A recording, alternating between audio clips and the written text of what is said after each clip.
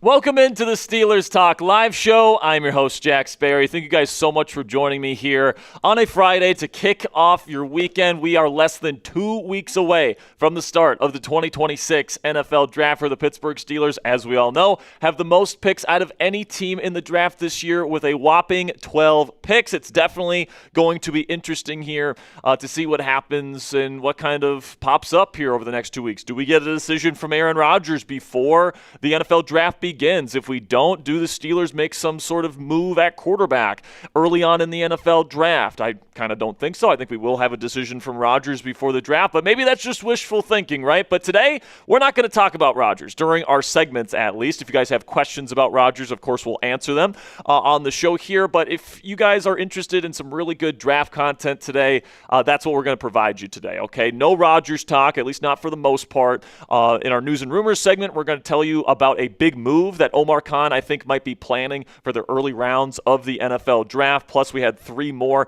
top 30 visitors for the Pittsburgh Steelers. Then also, we have a new 7-round mock draft for the Pittsburgh Steelers with trades and a pretty interesting haul today, guys, I think you're going to love. And then also, we'll be answering your questions to finish up today's show. If you have any questions about the draft, about the Steelers' draft strategy, about which players they're bringing in for visits, all this different stuff, I'm happy to answer any and all questions, guys. So before we get into some super chat questions here and we get today's show started, spam those me's down there in the comment section. If you are here to talk some Steelers football, make sure you guys click that thumbs up icon as well. It helps out the channel, helps get this stream in front of more Steelers fans across the globe. So who is all here? We've got Czar Craig, we got Eugene Payne, we got Tegan Stewart, we got my lovely fiance Cassie Voth in the chat. We've got Chuck Dugan, Christopher Turner, Czar Craig. My man Bernard is here. We've got Matt Greenland. Hope I'm saying that right. Roland is here. Christopher Turner. Half Baked. Kevin Reed. Jong. We've got Rex Fearless. We've got Daryl Smith. We've got Matt, Daryl, Kevin, Katie Summers. Got a good crew. Steelers fans ready to talk some Steelers ball here today, guys. And don't forget, you guys can get your questions in for the mailbag today by using hashtag Steelers in the live chat room. Or if you want to guarantee your question gets on the show, the only way that happens is if you super chat. Any dollar amount, $2, $5, $10, $20, doesn't matter to me, guys. If you guys donate to our show and you have a question, we're going to make sure to answer that question before we get off this live show today. And if you guys want to skip the line and you want your question to be answered right away, you guys can send in the Venmo or PayPal donation here. You can find me at Jack-Sperry on Venmo or at Captain Jackrabbit on PayPal. The reason why Venmo and PayPal questions get put right up to the top is because we get to keep more of the proceeds with YouTube Super Chats. I think YouTube takes like a 30% cut and Apple takes another 10%. With Venmo and PayPal, we get to keep more of your donation dollars, and that helps us pay rent. That helps us keep the lights on. That helps us, do all the merch opportunities that we're doing here at Chat Sports. So I greatly appreciate your guys' support. And if you guys put in a $25 Venmo or PayPal donation today, not only will you get your question answered right away, but also you guys will get one of our Steelers Talk channel logo hats. Let's show it off here, Ponzi. We've got one of our Steelers Talk hats right here. If you guys want one of these babies, you guys can send it a $25 donation via Venmo or PayPal to purchase one of those hats today. And of course, you guys can super chat to get your questions on the show. But now let's bring in our producer here. Mr. Ponzi is with us yet again. And Ponzi, I'm getting really excited for the start of the NFL Draft this year, not just because the Steelers have 12 picks, but also, as we know, the draft is being hosted by the beautiful city of Pittsburgh. And I think that this is an amazing opportunity for Mike McCarthy, the new head coach here in Pittsburgh, Omar Khan, the GM of the Steelers, to really lay a foundation, not only to help this team win now, because I still think this team is built to win now, but you can really bring in a lot of really good, high-quality talent to build the foundation for the future here in Pittsburgh and really give, if the strategy is build up the roster this year and then draft a quarterback in round 1 next year, I think that's going to provide that quarterback a pretty darn good foundation and a good setup around him to have success early on in his NFL career. I really think, a lot of Steelers fans and, in general are going to be like, they wanted, to draft the franchise quarterback in Pittsburgh. And I think, that would have been, an ideal scenario. But, the draft class just wasn't that good at the quarterback position. But, I really think, the Steelers have a chance to do something with the most draft picks in a draft being hosted in Pittsburgh to make a lot of moves in the draft, as our question today. And I really do think, we could be looking at a world where the Steelers have, 2 first-round picks at the end of the first round. They could draft, their left guard of the future. They could draft their wide receiver of the future. And then next year, as you were saying, really get a quarterback and have him in a position to succeed. Because you don't want to draft like a Drew Aller or a Ty Simpson and, have them in a position where they're going to fail. If we were more so the Jets, I think this is a better scenario for those type of quarterbacks to succeed. But I don't think you should force the issue if you're not in love with those quarterbacks as a team. I think Mike McCarthy does a great job of developing QBs, and I think he does a great job also at utilizing his wide receiver talent. So I think ultimately it's going to be maybe a wide receiver first pick, and maybe even trade to the top of the first or the top of the second round, or late first if you want to get that 5th-year option. And they do have the capital to do so. Yeah, not use any of the 2027 picks. Yeah, for sure. I don't think they're going to trade any of their 2027 picks in any sort of trade scenario, trade up or trade down, obviously. Now, we do have a community poll with over 100 votes on it already. We said, predict it. Will the Steelers trade up in either round 1 or round 2 of the draft this year? 73% of you guys said yes to that question. And Ponzi, I do think that Omar Khan has the ammunition to be able to do this. And if I'm being honest with you, I think it's going to be you stay put at 21, you pick probably either a guard prospect or a wide receiver prospect, and then they kind of get aggressive to either move up in round 2 or even trade up to get a second pick in round 2, which is another possibility, and take the other position that you don't take in round 1. And then I also think safety is a position that they're going to be looking to draft pretty darn early, and obviously some other positions that they are going to be looking to add to, maybe defensive line, linebacker, tight end eventually, quarterback eventually. I think they're going to have to get multiple wide receivers in this year's draft class. So you got a lot of picks, you got a lot of opportunities, and I would honestly be surprised if we don't see the Steelers trade up at least once in the first 3 rounds of the NFL draft. I think that we're going to be seeing some movement up the board here from Pittsburgh, because I don't think they're going to finish this draft with 12 picks. You don't need to draft 12 rookies necessarily. They might end with 10 or 9, a good amount of picks, but I don't think we're going to be ending this thing with 12 new draft picks, and not moving down up or down the board at all. I think that we're going to be moving up at least once, maybe twice, who knows, maybe even 3 or 4 times. Especially if your guys fall down the board. Exactly, and Omar Khan loves to make moves, man. Omar Khan loves to make trades, and he's very aggressive. He's way more aggressive than Kevin Colbert was when he was the GM here in Pittsburgh. So it would not surprise me at all if we see Pittsburgh be very, very aggressive to go get their guys in the NFL draft this year, particularly to fill their 2 biggest needs, in my opinion, Ponzi, which is guard and it's wide receiver. You got to get a number 3 starting wide receiver and maybe a number 1 of the future, and then you need a starting left guard because Isaac Seumalo's no longer here, and I like Brock Hoffman, but I like him more as a swing interior offensive lineman as opposed to, you're our starting day 1 left guard. I would rather go get a starter and somebody early in the draft that we can trust to be our starter on day 1. And, the opportunity to get 2 really high quality prospects at those 2 positions is there with as much draft ammunition as Omar Khan has at his disposal. And I really think, they don't have to pick and choose a battle between win later and win now, because of the fact that this wide receiver class actually suits their needs. They need a guy besides DK Metcalf and Michael Pittman to be that 3rd wide receiver. And I really think that, they do have Roman Wilson on the squad. I don't think Roman Wilson should be instantly supplanted as the wide receiver 3. I think that's a bad idea. But, even then, getting some competition in the offensive line. If you really want to draft 2 offensive linemen, I think it was Big Ben who said something about that. Yeah, Big Ben and James Harrison said to go back-to-back offensive linemen. I don't see, really they should do that, but I think, they could do that if they really want to. If they don't believe that Broderick Jones or Dylan Cook is the guy, they want to have some insurance behind him, I'm not mad about that. Fortify the lines, get those quality interior offensive linemen and top of the second, which, Emmanuel Pregnon is there. Maybe Max, I'm not going to say his last name. I'm just not going to do that. Max from Arizona State. Ihanicher. Ihanicher is how you say it. Yeah.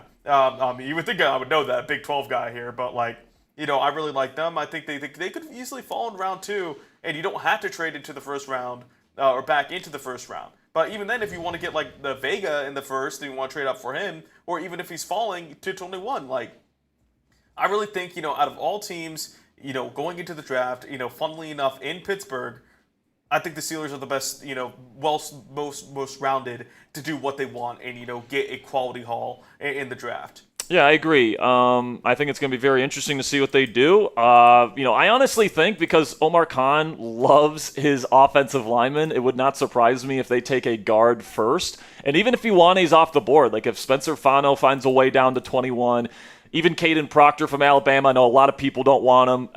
And I would agree. If they're going to play him at tackle, I don't want him. He's like kind of Broderick Jones type profile. No. I completely disagree. I think Broderick is way leaner. He's way more athletic. His foot speed is way better.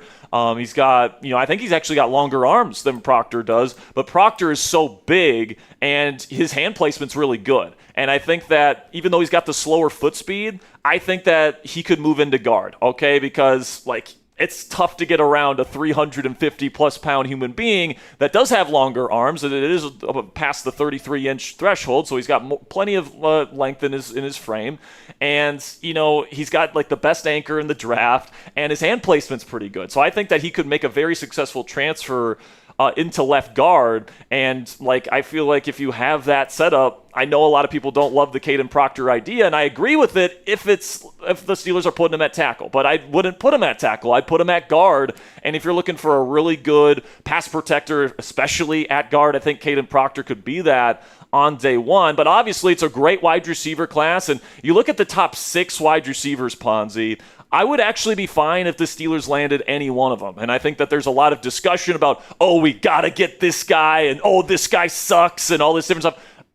These guys are expected to be first-round picks for a reason, and one of the reasons why I really love the Michael Pittman Jr. trade, guys, is that he's a versatile player. He can play both outside and inside in the slot, and a lot of people don't know that because he's been a bigger receiver. He's played most of the snaps in his career on the outside, but he's actually arguably had more success as a slot receiver over the last several years, and now that he's getting older, he might be able to make that transition like Adam Thielen did when he got older, like Larry Fitzgerald did when he got older. So, if you get a Denzel Boston in round 1, and you bring him in, and you pair him up with DK Metcalf, and you got those twin towers on the outside to throw the ball down the field to, right? And then you got Michael Pittman Jr. in the slot as that really nuanced, savvy route runner with tough hands, chain mover type of guy, and all 3 of them are huge, physical, and great run blockers. That exactly fits Mike McCarthy's kind of vision. But also, they could go out and get a smaller, kind of shiftier, traditional slot and just play Michael Pittman on the outside where he's played most of his career. They have that option. So I think the Steelers have a wide receiver setup heading into the draft where they don't have to feel boxed in to have to take a certain type of wide receiver. And I know a lot of people are like, and this was actually me a couple weeks ago, all right? But I've kind of had a change of heart here, and the more I've thought about it, it's if Pittman can play in the slot, and by the way, DK can play in the slot as well, we don't necessarily need to get somebody that's a true slot wide receiver, in my opinion. If you can get somebody that brings some more size to this group as well, I think that only gives you more stuff to work with there. And I think that, the more physicality and the more length and the more size that we have here, the more physically imposing this offense can be. And obviously widen the target for Aaron Rodgers, assuming that he'll be our starting quarterback next year. I think those are only good things, right? So whether it's Carnell Tate, Mekhi Lemon, Jordan Tyson out of Arizona State, Omar Cooper Jr., Casey Concepcion, or Denzel Boston, if the Steelers get any of those 6 receivers in round 1, guys, I'm going to be happy about that. All right, now, my nightmare scenario right now, Ponzi, is that we draft an offensive tackle because I don't feel like this team needs to draft one. I think that, obviously Fautano's great at right tackle. And I like the setup that we have with a Broderick Jones, Dylan Cook left tackle battle in camp, heading into camp, because we saw Dylan Cook Like, he played pretty damn well for this team last year. I think he raises the floor of this group, but you still have the high upside of Broderick Jones, who's coming off a year where he played the best football of his career before he got injured, right? Now, it wasn't phenomenal, but, like, it was better than it was when he was at right tackle, right? And you would hope that maybe going into his second year in the league as a left tackle that he's kind of got it down a little bit, and maybe, coming off that neck injury, which is a scary thing, he might be able, to win that battle if he's fully healthy by the time we get to camp. And, then you got, a really good situation where if Dylan Cook wins the left tackle battle, you've got Broderick Jones, who's had experience playing right and left tackle. And guess what? Dylan Cook can play both as well. So no matter what, whoever loses that battle is instantly a really, really good swing tackle option for you this year. Now, I'm not saying don't draft a tackle at all this year. I'd be more than willing to draft a tackle in mid to late day 3, somewhere in that range, maybe like a Markel Bell from Miami or Travis Burke from Memphis, who is here on a visit today in Pittsburgh. So that's kind of what the range looks like for me at tackle. You got to go get a guard early in the draft, though, because you don't have a starter there right now, or at least not a bona fide one. You're hoping Brock Hoffman could maybe be that, but I would feel a lot more comfortable with Hoffman being kind of our swing guard / center, as opposed to, the answer at starting left tackle for this team heading into the years. I mean, I think, Hoffman provides quality depth. Yeah, for sure. That's for sure. And so does Spencer Anderson, by the way. Exactly. But I don't think, if you're going into the season with Anderson or Hoffman starting, I feel like that's a little bit of a question mark, especially, because it is a good guard class. Like, I feel like there's even a good amount of tackles that can go into guard. So, like, I feel like, I think you want to end up with a situation where you have in the wide receiver room, you have DK Metcalf, Michael Pittman, and a either early round target, wide receiver that you drafted, Roman Wilson, and then maybe another wide receiver you drafted the 3rd or the 4th round. And then you want to have, on the left guard situation, you want to have a guy who was drafted pretty highly. Whether or not you trade up for him or you feel like you have to trade up for him, that's kind of what Omar Khan has to, field calls about, see the general interest, and see how the board is falling. Yeah, for sure. By the way, Mark Caboli said on Pittsburgh radio today that he expects Aaron Rodgers to be present when the Steelers get together for their voluntary minicamp the 3 days before the start of the NFL draft. If you want to get that quote or want to get that tweet from Filipponi. Give me a second real quick. Filipponi was the one that posted it, by the way. We'll get that up here on screen momentarily. We'll talk a little bit about Rodgers before we get into our segment here and the latest surrounding A-Rod. But Bernard with a 5 says, Tannenbaum said the Steelers need to move on from Aaron Rodgers and start Will Howard or draft Ty Simpson. He does not see a 43-year-old quarterback getting better. Well, okay, so this is the way that I would look at it, okay, and why I think Tannenbaum is wrong about that. I think there's 2 ways in which quarterbacks can see improvement in their production from a year-to-year basis. The first way is the quarterback gets better, right? And this is what we see with young quarterbacks that are developing and all this different stuff. And Tannenbaum is looking at it from this lens, saying Aaron Rodgers is 42, 43 years old. He's not, developing anymore. Like, if anything, he's going to go down in his physical ability, and he's not going to be a better quarterback in a vacuum than he is right now. And I actually agree with that point. Aaron Rodgers is not going to be better in a vacuum as a quarterback skill set compared to what he was last season. Okay, but the other way that a quarterback can see year-to-year production raises, and we saw this with Matthew Stafford when he went from the Detroit Lions to the Los Angeles Rams. We saw this with Tom Brady going from the New England Patriots to the Tampa Bay Buccaneers. If you have a better surrounding cast around you, you got better play calling, better pass protection, better run game, better weapons to throw to, better scheme, all that different stuff, then that can elevate your game. And I think that is what the Steelers are trying to provide for Aaron Rodgers. And I think they're doing a pretty good job of it right now. Let's see what they do with these 12 picks in the NFL draft. And I feel very confident that Aaron Rodgers can play better this upcoming season, even though he's a year older, because the surrounding cast around him will be better. I think that Mike McCarthy is an upgrade over Arthur Smith in terms of the offensive play calling.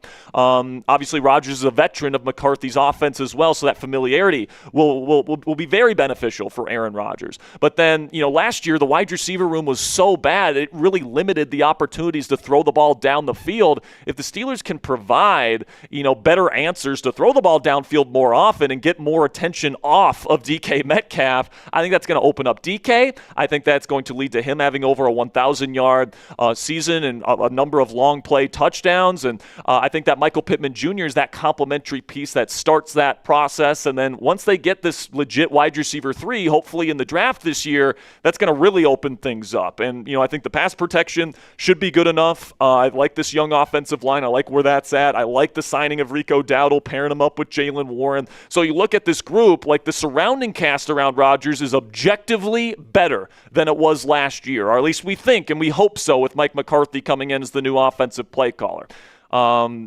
But, there's legitimate hope that Rodgers can be better in year 2 here in Pittsburgh because of that improved surrounding cast. I'm not saying Rodgers is going to be a better quarterback in a vacuum because, he is at the certain point of his career where, the growth as a player is probably done. But the surrounding cast around him is better, which gives me hope that he can be better in 2026. So this was the post from Andrew Filipponi just moments ago. It says, Pat McAfee, Steelers correspondent Mark Caboli thinks Aaron Rodgers will be signed the week of the draft in time to participate in voluntary minicamp from April 20th through 22nd. Caboli works for Pat, who is very close with Rodgers. Now, the way I'm understanding this is that voluntary minicamp is where you can do football drills, right? No, you can. You can't? You can? You can. Okay, yeah. You so can. That would make sense. Yep, so this is something that only is an option for teams with new head coaches. Okay, and I think that this might be kind of the thing that Rodgers is waiting for, because right now all the team is really allowed to do is conditioning stuff, lifting stuff, meetings, stuff that Rodgers, frankly, doesn't really need to be there for. I mean, sure, you'd like him to be there as a leader of the team, all that different stuff, but, he can work out in California, and he knows this offense already, so it's not like he needs to, be in meetings necessarily, right? That's more important for people that haven't been in this offense before, and, everybody else is there. But, it sounds to me, just based on what people are saying, in the building there in Pittsburgh, everyone is kind of they've got this ease to the whole situation. They kind of just know that he's going to be there, and there's no panic. And I think that what Rodgers wants to do is he wants to practice with his guys. That's what he wants to do. He wants to, have those reps and, do football stuff and do football drills and throw the football. But he wouldn't be allowed to do that right now. So he wants to enjoy his time in California for a couple more weeks as a 42-year-old future Hall of Fame quarterback. I think that the guys in the locker room are more than fine with that. I mean, they had to wait all the way until mandatory minicamp last year, and they were fine with it when he showed up. He was the leader of the team, all that different stuff. And by the end of the season, he got to the point there where he was beloved by all of his teammates. And by the way, most of the players from last year are still here. All right, so those same players, they definitely still feel the same way about Aaron. They would open him back with open arms. And I think what we're going to see, Ponzi, and I've talked about this on the show before, I think what makes sense is towards the end of next week, so around Thursday or Friday next week, we'll get a notification. Aaron Rodgers has informed the Steelers that he will be signing a contract. He will be their starting quarterback for this year. He'll sign his contract at some point during the weekend, and then April 20th through the 22nd, it's a Monday through a Wednesday. He's there doing voluntary minicamp, doing all the different stuff with his teammates, just kind of let the whole building know, hey, I'm the starting quarterback this year. We can go into the draft not worrying about, drafting a starting quarterback for this year or anything like that. And, we'll go into the draft knowing that Aaron will be our starting quarterback here in 2026. Or at least I hope that that's the plan. I think that's what makes sense to me. I'm just hoping it's by Wednesday. If it gets into after the draft and into OTAs again this year, like it did last year, I seriously have to question what the holdup is, because last year the explanation that he gave made sense, right? He had people in his life that were dealing with cancer, and he didn't want to make a commitment to a team until he knew that their situations were getting better, and he could really devote his life for the next 6-7 months to football. And, once he, kind of got word that, hey, the situation's stable, all right, I'm signing with the Pittsburgh Steelers. That made sense. Apparently that's not the situation this year. He's just waiting around this year. So, I really, if it gets past the draft and we get into OTAs with a new head coach and, our starting quarterback's not there, it's going to be one of those situations where it's I don't know, man. But something tells me, though, Sperry, it's like you were implying, earlier on in that little rant you had, but I don't know, there is an easiness to the Steelers team. They're just not worried about it. They're just kind of nonchalant. Well, everyone else is hey, are you going to start Will Howard or Mason Rudolph?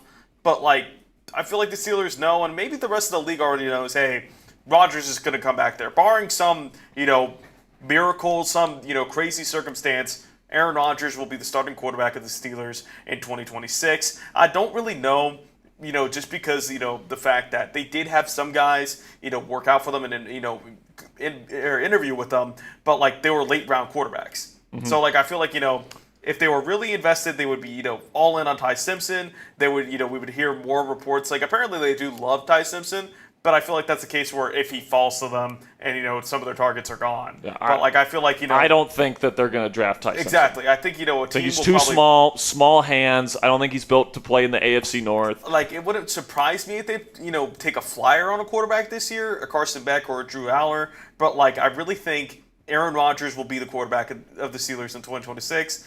And, hopefully it's, before the chaos of the draft for our sake. But, like, he would probably, commit to the team probably by I think next Friday. I think next Thursday or Friday we're gonna get something where it's like Aaron Rodgers is heading to Pittsburgh to sign his contract. He'll be there, all the way through voluntary minicamp. And by the way, I think he'll be there for most, if not all, of the OTAs. Like, I think Rodgers really likes practicing, and I think he really likes throwing the football and all that different stuff. It's just he doesn't love the early portion of the offseason part. And to be honest, guys, he's a 42-year-old man who doesn't like conditioning at 40. And he can do all that stuff in California, too. Exactly. Like, it's not like he's doing... He's staying in shape, according to his appearance. Yeah, according to him on McAfee, he's staying in great shape there in California right now for obvious reasons. But, man, yeah, I just think that... I just really hope we get the solution to this before the draft. Let's just hope this is done. Yeah, I just hope that it's done here soon. $5 from Trumper says, do you think that Will Howard could be as good as Big Ben? Probably not. The chances are really low. Big Ben is he's a Hall of Fame quarterback, man. Like, won 2 Super Bowls. Like, the chances of a 6th-round pick being, putting up the numbers and putting up the accolades and, putting the trophies in the trophy case that Big Ben did, it's pretty fucking low. Now, is it impossible? Nothing's impossible, right? But, I think that Will Howard's got some interesting tools at his disposal. I think that, he's certainly worth keeping on the team and continuing to develop. It's just, I definitely don't want to mislead you guys here and say, oh my gosh, yeah, this 6th-round pick that we've never seen play in the NFL is going to be a Hall of Fame quarterback. Like, first of all, I think that's unfair to Will to put those expectations on him. Right now, what Will needs to worry about is just developing enough where he can be functional as an NFL quarterback in a regular season game. Like, that's the first step for his. We'll talk about Hall of Fame shit when, he's an established, franchise quarterback if and when he gets there, right? I just think that this is a question that's a couple steps ahead of where he is in his process as an NFL quarterback. I'm hoping Will Howard can show us what he's got this year. It'll be very exciting to see him in the preseason because he's essentially a rookie quarterback, Ponzi. What'll be fun is that I think the Steelers are going to be drafting a quarterback this year, whether that's Cole Payton, Taylon Green, Drew Aller, Carson Beck, somebody on day 3. And it'll be fun to see Will Howard kind of battle it out with another essentially rookie quarterback here and kind of have those guys duke it out to see who's going to be QB3 this year, or maybe even QB2 if one of them plays really well.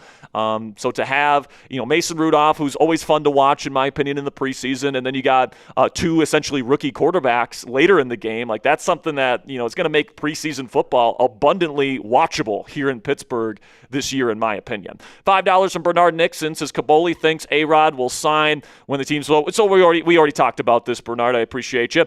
Then we got $37 AED. What is this? So it's United. Hold up, I had it. Just lost it. It's about $10. Oh, it's about $10. All right. United Arab Emirates. Oh, okay. So Despain says, how likely are we getting a good franchise quarterback in the 2027 draft? Well, right now, there's a lot of interesting and I would say high ceiling type of QB talents in college football heading into next year. Lots of people came back. Lenoris Sellers, Dante Moore, obviously Trinidad Chambliss going back to Ole Miss as well. And then you get a new crop of guys that are going to be eligible. Arch Manning, Julian Sayin, Darian Mensah chose to stay in school. So did what's the kid from Tech? Brendan Sorsby. I'm interested to see Sam Levitt in Lane Kiffin's offense at LSU. I think that he's got a lot of talent. And in that offense, I think he could maybe be the surprise round one guy by the end of the process. I think I already talked about Darian Mensah from Miami, who I really like. Like, there's some John Mateer from Oklahoma is talented. Like, there's a lot of talented guys. It's just a matter of who puts it all together. Like, Fernando Mendoza put it all together this year at Indiana. Ty Simpson put it all together this year at Alabama. They're going to be the first-round picks in this class. What's that? Yeah, Cam Ward put it all together. It's just a matter of, we've got this pool of guys that are talented, and we know that they've got the upside to be first-round caliber guys. It's just about who is going to make the most of their opportunity and who's going to develop the most going from year to year. And also, there's going to be guys that have to make decisions on their future, guys like Arch Manning and Julian Sayin. They could theoretically go back for another year of school, but I think that the chances are pretty good, Despain. I think that the chances of them, having an opportunity to at least trade up for a, starting caliber quarterback is pretty darn good, right? So these are some of the names to keep your eye on. And at the end of the day, man, like, I don't think it's crazy to think that we could have somewhere between 4 and 6 first-round quarterbacks next year. And even if the Steelers are good, like even if the Steelers are drafting in the low or mid or even high 20s, maybe even in the 30s, who knows? Maybe Aaron Rodgers can lead us on a run. Wherever we end up in the draft order next year, like the Steelers, I think will have some decent draft capital because I think Mike Tomlin's going to come back to coaching first of all. So I think they'll have 2 first-round picks of some variety. And then I think they're going to probably trade Alex Highsmith next offseason as well. So they'll probably have another day 2 pick at their disposal. So they'll have a lot of ammo to trade up for somebody, and hopefully there's enough of these quarterbacks that put it all together in college football next year. And we're talking about a good number of starting caliber, franchise caliber, first round caliber quarterbacks in next year's quarterback class. It's $8 here, I think. What is AS? Thomas, $8, I appreciate you, says, I really like the idea of trading up for Downs and going wide receiver round 2, maybe Chris Brazzell, Kyle Lewis round 3, and the guard out of Georgia Tech in round 3. Well, Australian dollars. All right. Well, listen, man, I don't think the Steelers need to get Downs. I love Downs. I think he's one of the 2 blue-chip prospects in this draft. Okay, I have Jeremiah Love and Caleb Downs as my 2 true blue chips in this draft. So he's awesome, okay? But you have Jalen Ramsey, you've got Deshaun Elliott, and you've got Jaquan Brisker. And I don't think that whoever they draft at safety this year is going to start right away because I don't think Jaquan Brisker signs here to be a backup. Even on a 1-year kind of team-friendly deal, I don't think, the Steelers are necessarily looking for somebody to immediately take Jaquan Brisker's role in this defense and to bench him. I think what they want is they want to get a safety probably on day 2. Like if Emmanuel McNeil-Warren falls, or, I think Bud Clark from TCU is a great option for this team. A.J. Halsey from LSU, I think they're probably hunting one of those guys. Maybe Zakee Wheatley from Penn State. They met with him formally at the Combine this year. But Caleb Downs is the type of player where, like, you got to play him right away, especially if you're going to trade up for him and trade other draft capital to go get him.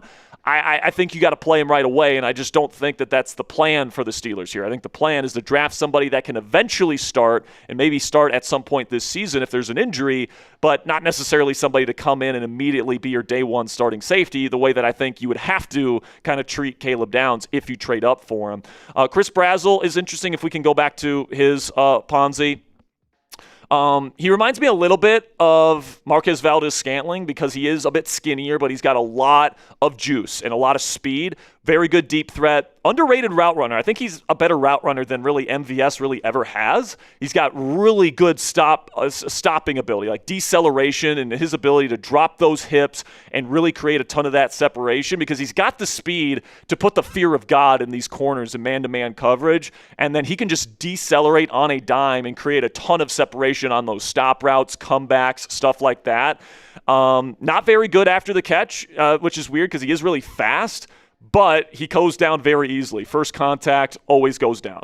And, the hands, I think, are pretty good for sure. Good contested catch guy, but, yeah, he's probably more of like a round 2 guy. And then Kyle Lewis, round 3, I would love that. I really would. He kind of fits that kind of Jamal Adams type of mold, Josh Metellus kind of mold, where it's like they're kind of a linebacker safety hybrid that comes in certain situations, can play big nickel if you need him to on early downs. I think Kyle Lewis is an awesome football player, man. He's probably the best coverage linebacker in this draft, maybe the best that we've seen in a while. Like, he is a special coverage player at the linebacker position. Then what he's talking about, Kalen Rutledge in round 3 as well. Right now, the consensus big board has him projected as a second-round pick. So maybe he falls to round 3, maybe, which would be a great value for Pittsburgh. But right now, I think he's 56th on the consensus big board, which would project him as a late second-rounder. So not sure if he gets to you in round 3. $5 a Major Ackerman says, we will for sure know Rodgers' answer by how the Steelers draft, in my opinion. No announcement by then. Keep up the good work, fellas. I appreciate you, Major. I see you on Twitter as well, my friend. Thank you so much for the support. I think we're going to have an answer by the draft. Maybe it's just wishful thinking. Lord knows I had a bunch of theories about when he was going to announce last year, and I was wrong on most of them. But I think it just makes sense, right? Rodgers, I think, likes to practice, and I think he likes to throw with his guys, and I think he knows that he's probably got to, treat it a little bit differently. I mean, the Steelers are still saying that, we don't think it's going to take as long as it did last year. And I think Art Rooney said at the owners' meetings last week, Aaron has told us that he is not going to take as long as last year. So that kind of tells me, all right, well, they probably expect a decision by the draft, and I think they already know what the decision is. It's just about making it official at this point. And Rodgers is going through his process. It is what it is. But I want to make abundantly clear here, Ponzi, I think Rodgers has made his decision pretty much. It's just he needs to make it official, which I think that is the part of it here where he is kind of holding off. Next question here. Again from Major, says, as long as we get a wide receiver 3, guard, and safety in the top 4 rounds, I'll take the dart throws after those rounds. I completely agree with you, Major. Honestly, I would want to take care of these 3 positions before the end of round 3. You've got 5 picks in the top 100. There's no reason why 3 of those 5 picks can't be at least 1 receiver, a guard, and a safety. Period. $5 from Bernard Nixon says, I hope we get something from A-Rod soon and not drag it out like last year. I'm with you there, pal. Next one here. Another one from Bernard. Great.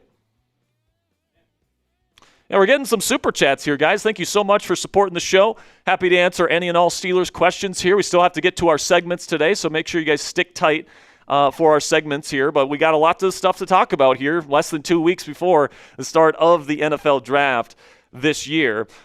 This next one is coming in from Bernard. Says, Steelers need to learn from the Vikings and not throw Will Howard out there. Is that the one that's coming up next year? Yeah, okay. I completely agree. Last year, the Minnesota Vikings completely banked their entire season on a completely unproven young quarterback that came from a national championship team in the Big Ten. That was a top 10 draft pick, all right? And it completely failed. You want the Steelers to do the same exact thing, only with a 6th-round pick? Like, I feel like, it wasn't a good decision for the Vikings to do it last year. I think the Vikings should have signed Aaron Rodgers last year. They decided to not do that, and they decided to go with J.J. McCarthy. And we saw what happened. Like, they were a team that was probably ready to compete for a Super Bowl if they had the right quarterback, but they didn't have the right quarterback, so they missed the playoffs.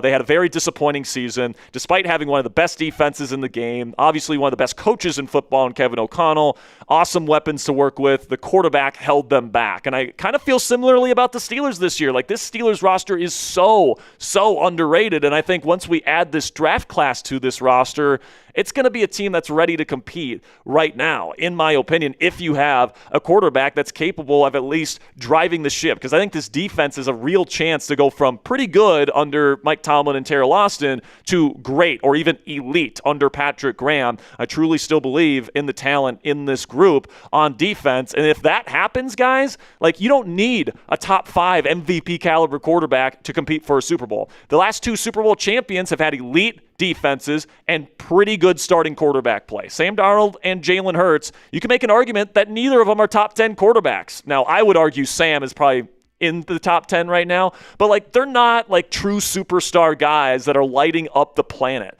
You know what I'm saying? Like they're not the Patrick Mahomeses of the world. They're not the Josh Allens of the world. They're not the Joe Burrows of the world. They're good starting quarterbacks. And I think with this better surrounding cast, with an offense that fits Rodgers' skill set, like I think he can be that caliber of quarterback, somebody that can drive the ship, all right? Maybe he won't be dragging the ship, but he can drive it just fine, in my opinion. $2 here from Major Ackerman says we need a replacement for Miles Killebrew. Around 6-7. I mean, the Steelers, 6-7. But the Steelers, yeah, I think that, they could. The thing is, they have a lot of good special teamers on the team. Ben Skoranek, Malik Harrison, Carson Bruner. Like, they have a lot of really good players on the special teams unit already. Yeah, didn't they also bring in a lot of, didn't they bring in a special teamer too? Like a defender? Am I crazy? I'm blanking on the name here. I know they brought a returner guy. Yeah. The former Chicago guy, but Travis Homer.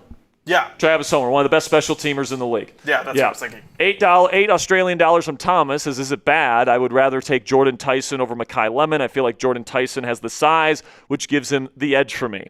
Well, listen, man, if you want to go just based on the tape, there's an argument that Jordan Tyson's the better player. There is an argument to make there. Now, I also think there's an argument for Mekhi Lemon on the tape as well. They're two very good wide receiver prospects on the film. The problem is Mekhi Lemon doesn't have the same health concerns that Jordan Tyson does. Tyson has never been able to make it through a 12-game college football season. It's been 3 straight years where he's gotten injured, and the NFL season's a lot longer, and especially in this division, the AFC North, where you have to play in the cold and, you get bruises and all this different shit. There's a reason to be concerned about Jordan Tyson going to the Pittsburgh Steelers. Now, there is also a reason to be concerned about Troy Fautano because he had knee concerns coming out.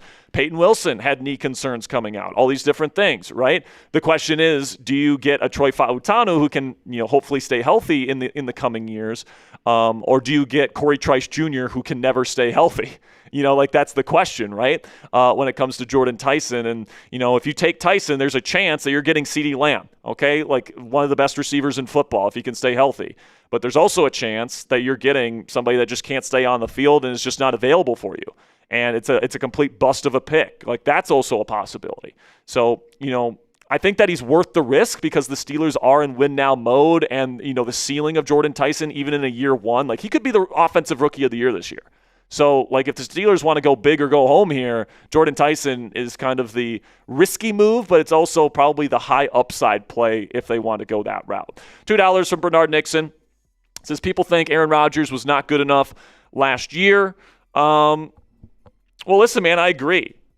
But you have to look at the reasons why he wasn't good enough. Was he not good enough last year because he in a vacuum is not a good enough quarterback to get the job done, or was the surrounding cast around him not good enough as well? I think very clearly the surrounding cast was not up to snuff, and frankly, the fact that he helped get this team to a 10-win record was pretty impressive. This was supposed to be an amazing defense last year. We were talking top 3, top 5 defense in the league going into the year. It was just okay. It was top 10 in some categories, but just above average in most. It was a pretty good defense. And, that kind of disappointment on the defensive side of the ball really hurt this football team. And then you pair that with an offense that didn't have a wide receiver room. You had DK Metcalf, but that was really it. And if you only have one receiver, the defense is going to put all of their attention on the one good receiver. And, it kind of just devolved to a point where Rodgers had to play kind of this point guard, pop gun shooter type of game. And I thought he played that style of game really, really well. He kept this team afloat. He got us to 10 wins, got us a division championship. He had by far the best season for a Steelers quarterback in many seasons. Now just imagine how good he could be if you actually give him a plethora of weapons, right? Actually get Pat Freiermuth out there a lot instead of using Jonnu Smith. You have Michael Pittman Jr. as your wide receiver too instead of the rotation that you had last year of guys that just couldn't get the job done. You draft a really good wide receiver 3, and that rookie, maybe has a phenomenal rookie season, right? You still got Jaylen Warren, who's a phenomenal pass catcher out of the backfield. Rico Dowdle is going to be able to provide you lots of yardage this year as well. So, I think, and Bernard with another 5 says, guys think A-Rod getting the ball out quick was a bad thing. I disagree, man. I think that it was a good thing. And it's once again, I've said this question a million times, Ponzi. What was the expectation? That he was just going to throw it up to a double-covered DK Metcalf? That he was going to throw it up to a 5'8" Calvin Austin III that was completely covered up? Same thing goes for Roman Wilson, who didn't know how to run his routes with the proper timing. Is he going to throw it up to Jonnu Smith, who is a pretty much dead body out there? Like, the Steelers were essentially playing 11 on 10 last year, and they still were about league average offensively.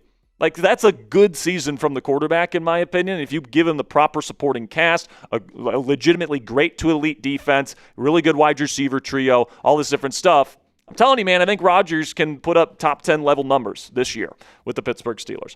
$5 again, $2 again from Bernard. Does people still think Steelers should have got Cousins? No. That would have been a terrible idea. Terrible idea. Another one here. One more from Bernard. No, that's it? Okay. All right. Well, keep them coming, guys. Keep those questions coming. I'm more than happy to answer any and all Steelers questions here throughout the show. But we're going to get into our first segment of the day here finally, the latest Steelers news and rumors. What'd you say, Ponzi? Oh, okay. So we got a $5 super chat from who? From Luca? Luca. Lucia? However you say it, my friend. Thank you for the $5 super chat. There it is right there. A Lucia or A Lucia. I don't know. But $5. Thank you so much, my friend. If you got a question, feel free to send that in, and Ponzi will put it up on screen. But we're going to get into our first segment of the day here, guys. I think that there is a big move that is coming, and Omar Khan is gearing up for it here less than 2 weeks before the start of the NFL draft. I'm going to let you guys know what I think that big move is during this News and Rumors edition here of Steelers Talk.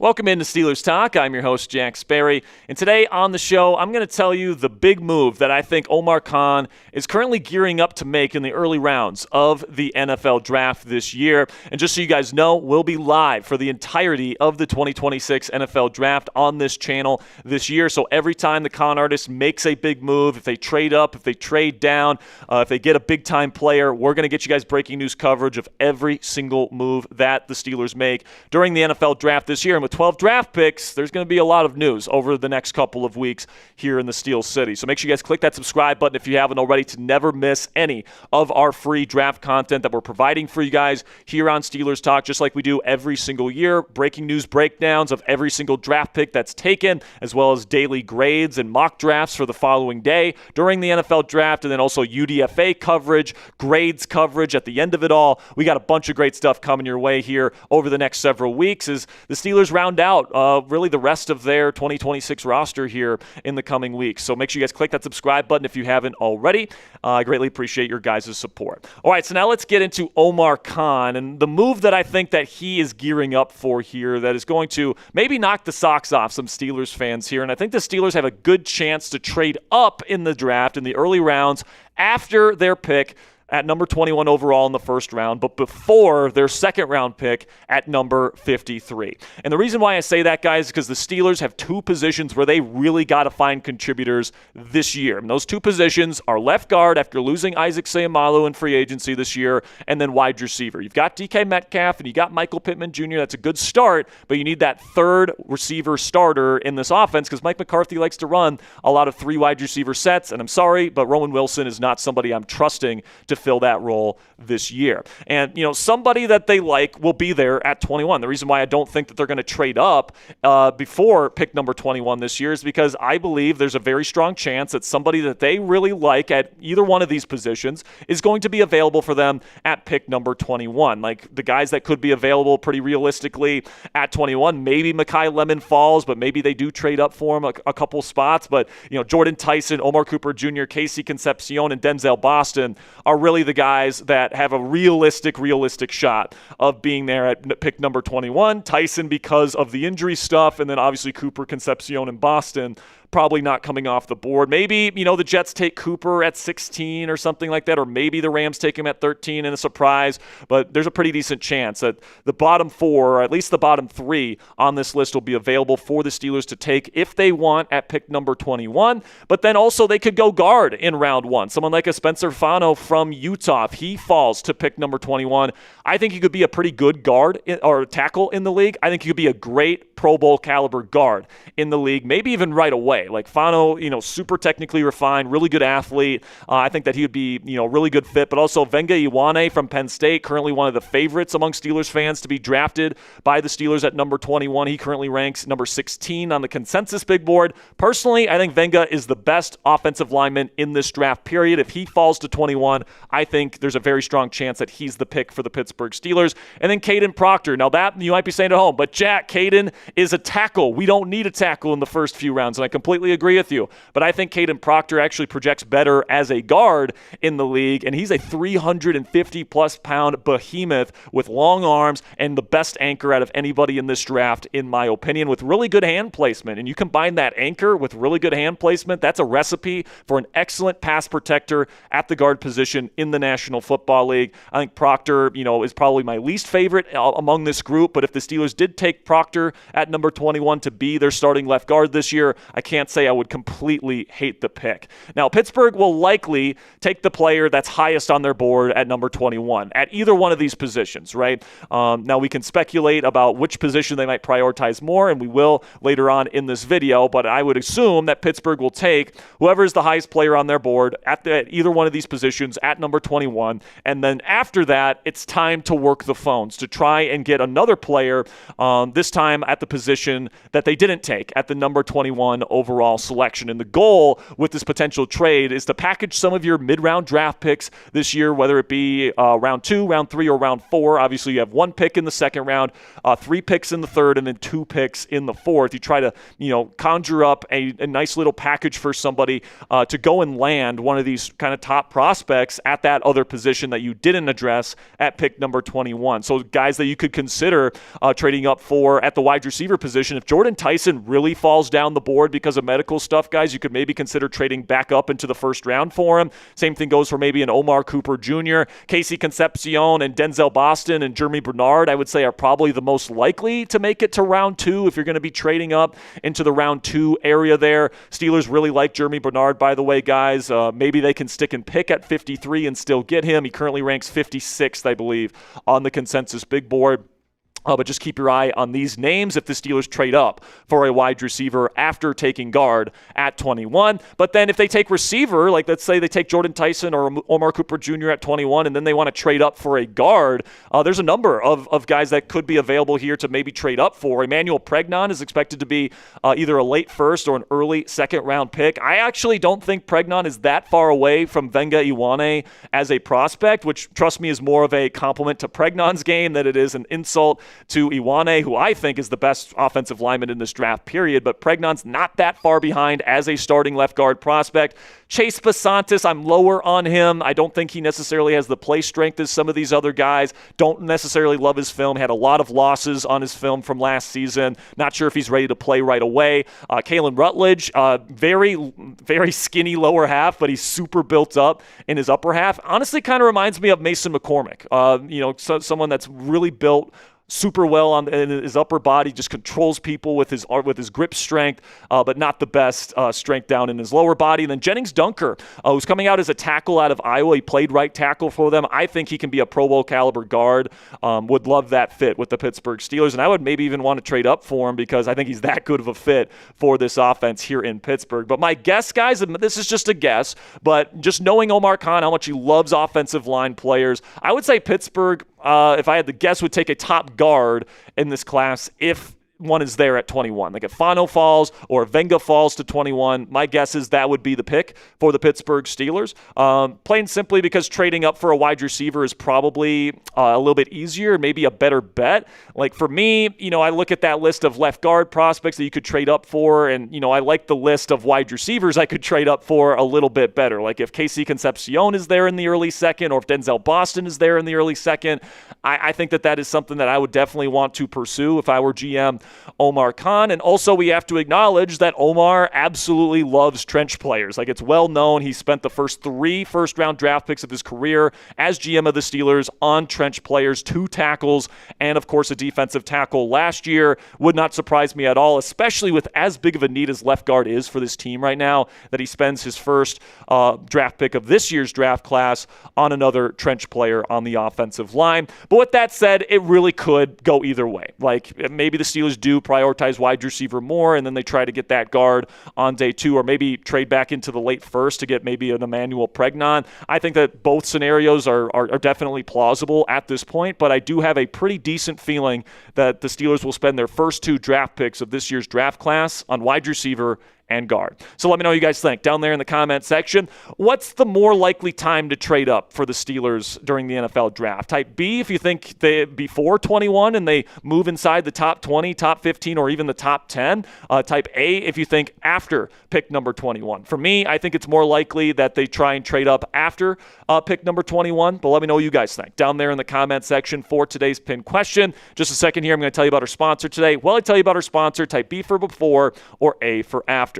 Now, you guys can get some F the Ravens gear from our website right now. Go chatsports.com/FRavens to pick up your t-shirt today. If you want a t-shirt that you can just wear around the house, if you want a t-shirt that you can wear on Steelers versus Ravens game days to Acrisure Stadium, or just sit watching the game at home, this is a perfect t-shirt for you, man. We love chanting F the Ravens on our watch parties here on Steelers Talk. So if you hate the Ravens as much as we do, go to our link. It's down there in the comments and description of today's show, chatsports.com/FRavens. That link will take you to our website where you guys can make a purchase right now. Okay, so now let's finish up today's news and rumors with 3 more top 30 visits that the Steelers conducted today.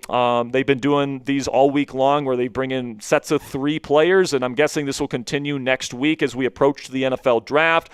But today's visitors were Malik Muhammad, the cornerback from Texas, currently ranked as the number 92 overall prospect in the class, projected late 3rd-round pick. Then Harold Perkins, the linebacker from LSU, currently projected as a 4th-round pick. And then Travis Burke, tackle from Memphis, that's currently projected as a 4th-round selection. So with these new visits, you're now down to 6 non-local visits left, so the Steelers are definitely running out of potential visits, and they haven't really talked with a lot of the guys that the Steelers are being connected to. They haven't brought in Omar Cooper Jr., they haven't brought in Jordan Tyson, they haven't brought in Venga Ioane, they haven't brought in Drew Aller, right? They haven't brought in a lot of these players that they have been really heavily linked to throughout the process and different spots of the draft, so it'll be interesting to see how the Steelers kind of divvy out the rest of their top 30 visits heading into next week. But to kind of just give you a synopsis on some of these players, if you're not familiar with their game, Muhammad is a skinny corner that's good in off coverage. He's somebody that brings some good speed to the table, low 4.4s guy. I think that he was pretty solid for the Texas Longhorns. He's, I believe, a 4-year starter, if I'm not mistaken. So he's played a lot of football. I think he plays with pretty good instincts.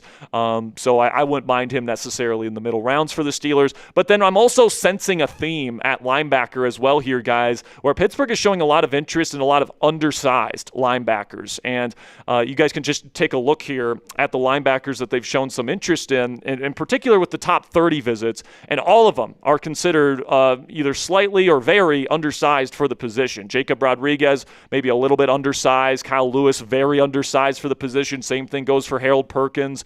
Jack Kelly, slightly undersized. And then Jaden Duggar, another very undersized linebacker here. So I think that what they're looking for is somebody that's a bit undersized, but maybe brings some nice athleticism to the table, some coverage ability in particular, because a lot of these guys are known for their coverage ability. And I kind of wonder, with this kind of archetype, where Patrick Graham last year with the Raiders brought in Jamal Adams, and he kind of played a hybrid linebacker safety type of role, where he played in the box a lot, played as a big nickel, and he had the best year of his career in years there playing for the Las Vegas Raiders. So do they kind of want to get another player like this, someone like a Kyle Lewis or a Harold Perkins Jr. that could maybe fill that role here in the Steelers defense? I definitely don't think I would rule it out, but I would probably assume the Steelers want to spend a day 3 pick on a linebacker, probably not any sooner than that. But we can take a look here at the updated list of combine formal meetings plus top 30 visit prospects here. It hasn't changed since yesterday, so still Makai Lemon, Manuel McNeil-Warren, and Denzel Boston is the current consensus top 32 players in projected first-round picks, but then Jeremy Bernard, Darrell Jackson Jr., and Carson Beck are also the players that got both throughout this process to this point. So what say you guys? Let me know down there in the comment section. What day of the draft should Pittsburgh draft a linebacker this year? Type 1, 2, or 3 for me down there in the comment section. For me, it's a pretty clear answer. I think they should draft a linebacker on day 3. But let me know what you guys think down there in the comment section to finish up today's show. And that'll be it for today's program, guys. Make sure you click that subscribe button if you haven't already. We're going to provide you guys the very latest news and rumors on the Pittsburgh Steelers leading up to the NFL draft every single day on this channel. If we get more updates over the weekend, I'm going to be coming to you from my home at my apartment with some at-home videos. So make sure you guys click that subscribe button if you haven't already. And until next time, guys, here we go, Steelers. First segment in the books. Coming up next, my latest 7-round mock draft for the Pittsburgh Steelers. And Ponzi, this might be one of this. Obviously I like all of my mock drafts, but this one might be at least top 3 of the mocks that I have done to this point. I'm really proud of myself for this latest mock draft, guys. I can't wait to share it with you guys. I think that this one, if the Steelers ended up doing what I have projected here in the actual NFL draft, I would be jumping for joy right here on camera, man. Like a lot of good players, a couple sleepers later in the draft that I think the Steelers could grab. A lot of good stuff coming up here on our next segment. But of course, we still have our mailbag, where Ponzi's telling us it's probably a super chat day. So if you guys want a question on the show, make sure you send in a super chat. Any dollar amount, $2, $5, $10. We're going to try to keep it to a 1-question limit, just so you guys know, though. So just so everybody has a chance to get a question on the show if they donate. So again, super chat. And if you got questions, I think we got some super chats here to answer before we get into the mock draft here, Ponzi. Venmo first. Okay. We've got Mike Hoytink with a $3 Venmo here. Mike, appreciate you. Says, take Jennings Dunker, guard out of Iowa. He probably going to be available in late second or third, and Iowa trains offensive linemen well. Not to mention, the Steelers love Iowa Hawkeyes. I mean, last year you drafted 2 of them, in Caleb Johnson and Y.A. Black, and then brought in another one that's still on the team in Sebastian Castro. So obviously, the Steelers and this scouting department likes what they see from that program just in general. And I love Jennings Dunker, man. I think that he would be an awesome fit for what the Steelers are trying to do. I think that he could be your starting left guard day 1, okay? He's coming out as a tackle. I don't think he's a tackle in the league. I'm sorry. I just don't. I think that he's a guard. I think he could be a hell of a guard. He's super, super strong, good hand placement, insane anchor. Like, among the guys that could be this team's starting left guard right away, I think that he's definitely one of them.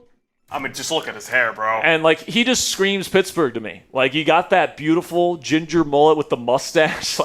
This guy has Steelers legend. This dude has aura. This guy has Steelers legend written all over him, guys. So if the Steelers end up landing him, I'll be happy about that. Now, keep in mind, I don't believe the Steelers have shown a ton of interest in him. I don't think they gave him a combine formal. I don't think that I know for a fact he hasn't had a top 30 visit.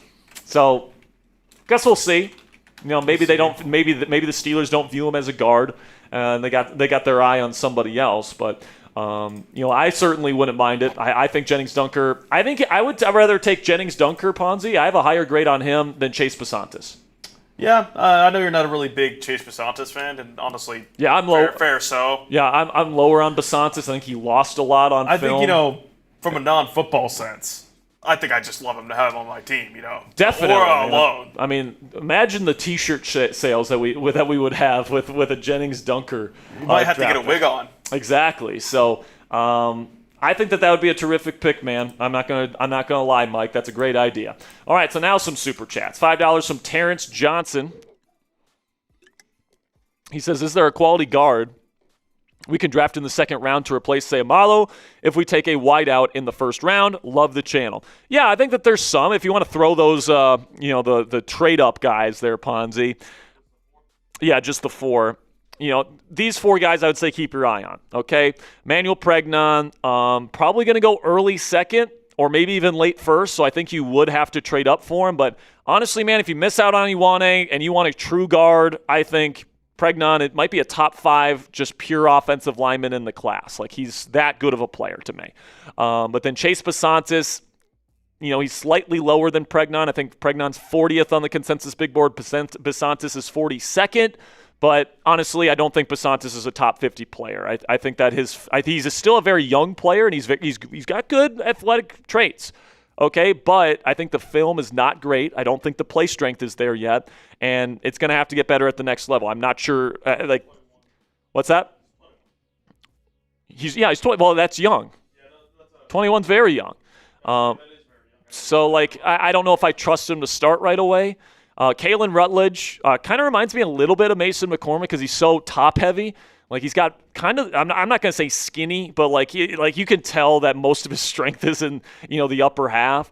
And then Jennings Dunker, man, lots of power. Now you have to project him going from tackle to guard, but I think given his skill set, his hand placement's pretty good, got a lot of power, just drives people backwards, which is important for an inside zone running scheme. And you have to realize that with Mike McCarthy, you're going to get a lot of inside zone and a lot of duo. So you got to have players that can drive, defensive linemen backwards. Dunker can do that, and he could do it one-on-one. He doesn't need help to do it. So I think Dunker would be an awesome fit here in Pittsburgh. And I would honestly consider trading up slightly for him to make sure I get him. I really think Iowa's also one of those premier offensive line, just breeding grounds. They have a great developmental program for Tristan Wirfs, Tyler Linderbaum, the list continues. You could rattle down and you'll find Pro Bowlers, All-Pro offensive linemen, and they do a really good job. And I think, if you want a sure bet, I think, Jennings Dunker could come in and contribute right away. Like you're saying, Besantis, he's young enough where, you can develop him. But this is, I feel like this is kind of win now mode. You're going to draft this guy to start. Yes, I agree. I agree. Or at least you want him to have a legitimate chance to win the competition. You're not just going to hand him the job necessarily. If Brock Hoffman, comes in, absolutely amazes him. You're left guard. Sure, start him. Sure, but you want somebody that you could feasibly maybe play in year one.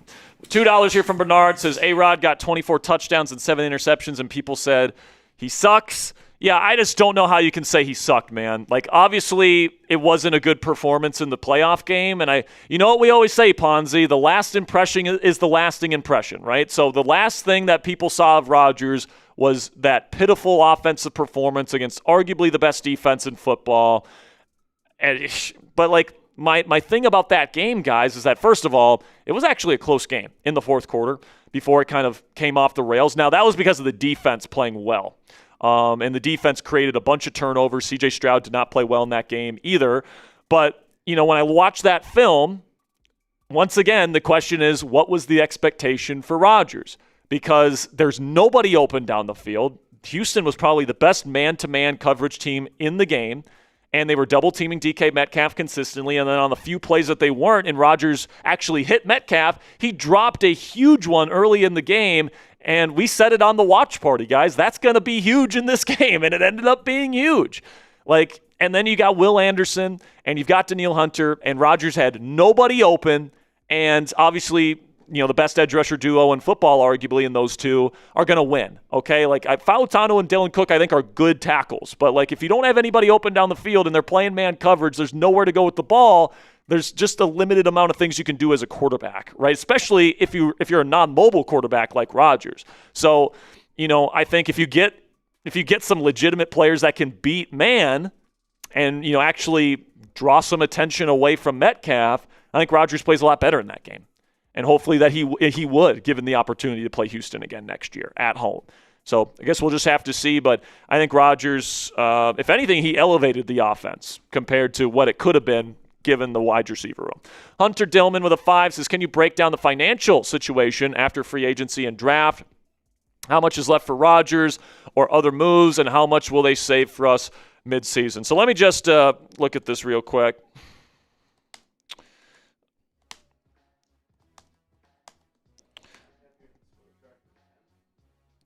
Yeah, right now they're 10th with $30.3 million according to Spot Rack. I believe that's how you say it. So you got 30.3. Rodgers is not going to command $30 million though. He'll probably get a little bit of a raise, and he frankly deserved it after what he did last year. But I'd be shocked if it exceeded $20 million. I would, because Rodgers doesn't care about the money at this point. He cares about winning. He cares about winning a championship and having fun and having a team that's competitive and playing in the playoffs again and trying to get, his dear friend Mike McCarthy and, some other dear friends and Cam Hayward, TJ Watt, Jalen Ramsey, all these guys. Like, Rodgers at this point, of course, would like to win a Super Bowl for himself. Absolutely. And he loves playing football. He loves the competitive stuff of it. He's still very good at it, in my opinion. But then, I think the satisfaction of watching Mike McCarthy, who's a Pittsburgh native, hoist a Lombardi trophy for his hometown Steelers. And by the way, if we win a Super Bowl here in Pittsburgh, Ponzi, that will be the record-setting Lombardi trophy. We will have the most Super Bowl championships in the history of the NFL because of a Super Bowl that Mike McCarthy won. And, that is the type of thing that I think Aaron Rodgers wants to end his career on. And I think that he would find a lot of meaning in that. And I think that's why he's playing at this point, for the people that are on that football team. He wants to win for them. Of course, he wants to win for himself too, but, he just genuinely loves playing the game. And, he just wants to continue to do that and do what he loves until, he just can't do it anymore. So I'm looking forward to seeing what he can do this year, man. I think he'll probably get somewhere between $15 and $20 million on a one-year deal. And by the way, that is a steal for a starting-level quarterback in this league. And that still gives you plenty of space to be able to do some things at the trade deadline if you need to. So I think that's probably where we're at. I mean, he's earned to this, to Spot Rack, $394 million. Yeah, I mean, if he makes $10 million this year, he passes the $400 million threshold, and you better believe he's got stocks and all this different stuff where he has a lot more than that in his bank account, right? His timeshares and all his stuff. Yeah, he's got other financial assets, I'm sure, than just the $400 million that he's made in his career. So Rodgers is good financially, man. This whole idea that the reason why he's holding out is because he wants more money is just ridiculous to me. $2 from Trumper says, who's better, Terry or Ben, rings or stats? I would say Ben over Terry, and in this case, stats over rings, because I don't think Terry was the main reason why we won those Super Bowls. He was kind of listen, I love Terry Bradshaw. I don't want this to turn to a Terry Bradshaw bashing fest, but that day in the NFL was all about running the football and was all about defense. And Terry was great for us. I'm not trying to say he was a bad quarterback, all right? He had some great wide receivers too. Yeah, and he had some great wide receivers. Obviously, and I think Terry was a very good bus driver, right? And he showed up super clutch in a lot of moments. To me, he was his Jalen Hurts of his age, where he had that amazing supporting cast. And back then, there wasn't free agency and trades and all this different stuff that happened to the degree that it did. The draft was so much more important, and the Steelers did such a good job drafting and developing during that era that they just had the same players year in and year out. And, Terry was the beneficiary of that. But Ben obviously was in an era where there's more parity, and he had to compete with the likes of guys like Peyton Manning, Tom Brady in the AFC, and he still was able to get 2 Super Bowl championships for this team. I mean, to Terry's defense here, Ben Roethlisberger was a little bit of a bus driver in his first playoff run. Oh, fair enough. Second playoff run. His first Super Bowl run, he was a bus driver, right? Jerome Bettis in the run game and then the defense was the main reason why the team won that year too. But his second time, though, I would say he was the best player on the team. Other than Troy Polamalu. Other than Troy, but he was the most valuable player on the team. Yeah. From a sabermetric point of view or whatever you want to call it. So for me, Ben is the only quarterback in Steelers history that's been the most quote unquote valuable asset to the team when he's won a Super Bowl. So, and you combine that with the stats, obviously it's different eras, so it's hard to compare stats. But if Terry Bradshaw was on the Steelers for as long as Ben was and had the same exact teams, I'm not even sure if we win the 2 Super Bowls. I think that I'm not even sure. Well, I think we'd probably win the first one that Ben won. I'm not sure if we win that second one. If Terry's the quarterback of that team. But again, I love both of these quarterbacks. They're both Steelers legends. All right, we're Neil O'Donnell was my favorite Steelers quarterback. Easy with that. But I think both of them are all-time greats. They're obviously both going to be in the Hall of Fame. So, you're splitting hairs here. We're comparing 2 greats, 2 giants. Ryan Carabin Says, honestly, I would love it if we traded up for Tyson, but I would also like trading for Atlanta's second rounder to draft someone like McNeil Warren. And that assumes McNeil Warren's there when Atlanta, would presumably trade down with us, right? Is McNeil Warren falling to 48?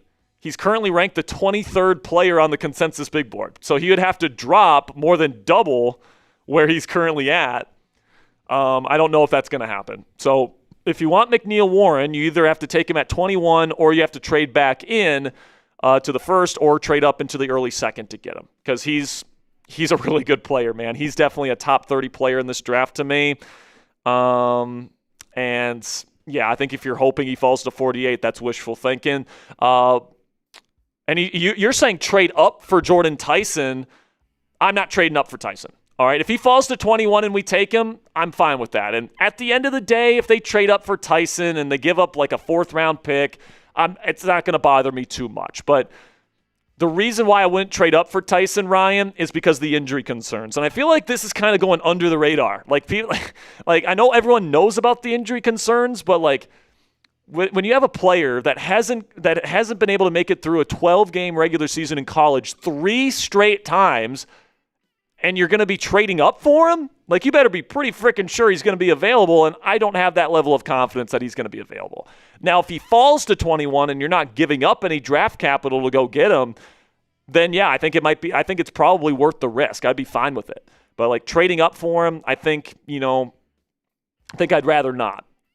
Because no matter what, there's going to be good wide receiver prospects there at 21. Like, Omar Cooper Jr. is really freaking good, man. Denzel Boston, I think, would be really good here too. Casey Concepcion, the same. So it's not like we have to get one of those top 3 guys, in my opinion. I think that, those other 3 are more than serviceable, even at the number 21 selection. So I guess that's just the way I feel about it there. And then also, Ryan, I think we got to get a guard with one of our first 2 picks. I think it's too important. $5 from Bernard says, do you buy the narrative that Rodgers does not want to get hit? No, because he took a ton of hard hits last year. He got rid of the ball quickly last year because he didn't want to take sacks, and he understood. This is what people don't get.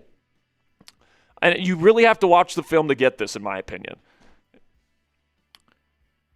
This was not an offense built to throw the ball down the field last year. It wasn't.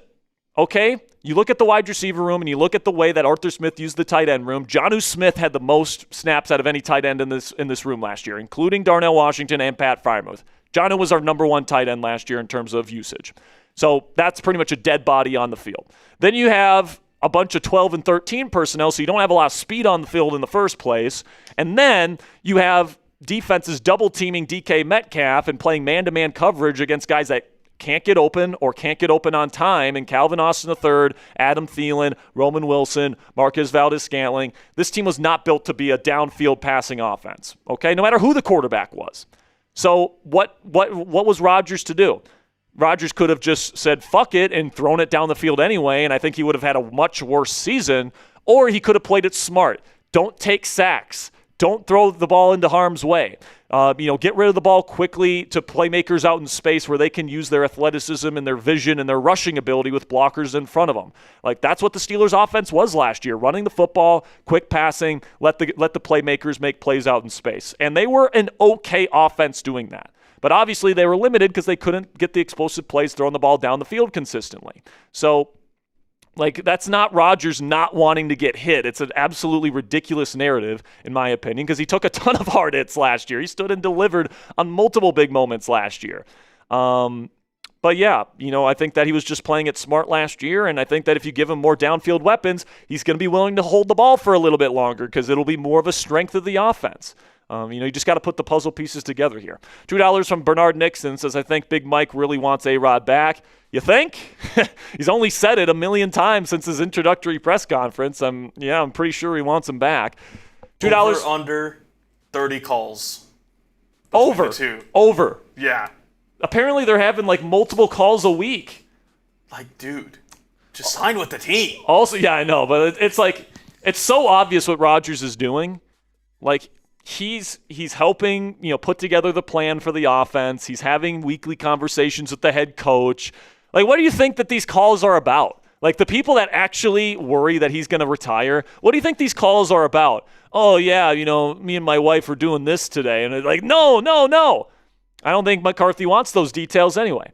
But, like, I think what that is talking about concepts, talking about football, talking about what kind of receiver to pair with Michael Pittman Jr. and DK Metcalf. Like, I think that they're having those kinds of conversations. It's just Rodgers isn't in the building because he's going through his process, and, you know, he doesn't want to sign and then not show up to phase one and have Andrew Filipponi call him a bad leader, even though he's going to do it anyway. You know, like, I don't know, man. It's just Rodgers is Rodgers. We just have to, you know, live with it for one more year, and then we can draft our franchise guy next year, hopefully. Jagger with a 2 says, what are the chances of trading down? Not 0, but I would say if you want to go to the round 1 guys here, Ponzi, the wide receivers and guards, the round 1 guys, the picks at 21. So, like, if there's a number of these guys at wide receiver and guard that are still available and they feel comfortable trading down, like, maybe they can do that, especially if someone's offering, like, day 2 draft capital next year. I think that's definitely something I'm considering. But for me, I'm probably just sticking and picking at 21, if I'm being honest. You can go to the left guard ones now too, Ponzi. But unless someone's offering me, like, some pretty decent draft capital in 2027, like, I already have 12 picks this year. It's not like I need more picks this year, right? Like, I can just pick the best player on my board. Like, if Venga Ioane's there at 21, I'm taking him, period. Like, that's my pick. He's probably going to be the number 1 player on my draft board this year if I'm the Steelers that I want in round 1. We'll see if he gets to us, and then we can kind of consider some other options if he's not. But I honestly don't think the chances of trading down are all that high. I think they're going to stay put at 21 this year and then probably trade up after their pick in round 1, either back into the first round or into the early second. $5 from Interstellar Reapers. His thoughts on Steelers drafting Caleb Downs, Dylan Thieneman, or Emmanuel McNeil-Warren, all top safety draft prospects. So they've only had a top 30 visit with Emmanuel McNeil-Warren. They met with Caleb Downs and Thieneman at the Combine. So it'll be interesting to see if either of those guys get a top 30 visit before we get going in the draft. My guess is they won't go safety early because you have to realize the dynamic of the safety room, okay? You still have Jalen Ramsey, you still have Deshaun Elliott, and you bring in Jaquan Brisker, right? And that's the important piece. And Brisker, I don't think, signs here unless he's being told he's going to start, all right? Because he's a starting caliber safety. Just a 1-year deal, team-friendly deal. But, like, if you draft Caleb Downs, or especially if you trade up for him, the pressure's going to be on to play him right away over Jaquan Brisker. And I just, I think what the Steelers want to do, I think their plan is to draft a guy that they feel like can be ready to start in 2027, but they probably don't plan on playing that player year 1. Now, I'm guessing they would be the first guy off the bench. Like, if there's an injury to Jaquan Brisker, they'd be coming in, they'd be asked to play. But I don't think I think the 2 biggest priorities right now are clearly wide receiver. They need a third receiver in this lineup, and then left guard. Like, I like Brock Hoffman, but I think you need a long-term future there. Safety is a position where I think you can get that probably in round 3 at some point. With one of your 3 third-round picks, I think you can easily address that position. Bud Clark out of TCU is awesome. A.J. Halsey from LSU would be a good fit as well. There's Zakee Wheatley from Penn State. That'd probably be more of pick number 99. But, there's some decent round 3 caliber safety prospects I think probably fit the dynamic of this room a little bit more than those top guys. That's just my opinion, though. Obviously, the Steelers like Emmanuel McNeil-Warren, or else they wouldn't have, had the top 30 visit with him. So who knows? Maybe they do take safety early.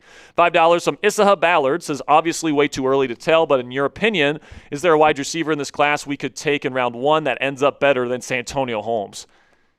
Listen, man, like I'm just like, this is the same thing with the Will Howard Big Ben question to me, where it's like, Santonio is just such an awesome player where it's like, how about we just get a player that can, help us this year? How about we try and focus on that first?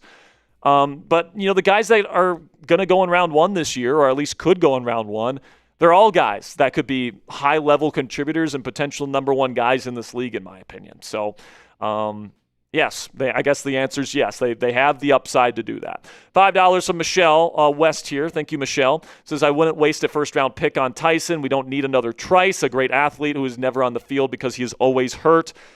And I can't say I disagree with it. I think that, It's a fair take. It just is. Like if you're not comfortable with it, you're not comfortable with it. And it's just one of those things where it's like you got to be comfortable with it to take them. And I think the Steelers, a team that drafted Corey Trice, a team that drafted Troy Fautanu, who had knee issues coming out, Peyton Wilson, who also had knee issues coming out. This is clearly a team that is a little bit more lenient on the physical side of things. And Tyson reminds me a lot of CeeDee Lamb. And you know that Mike McCarthy would love to get his next CeeDee Lamb here in Pittsburgh. So if he's there at 21, I think there's a pretty good chance he's the pick.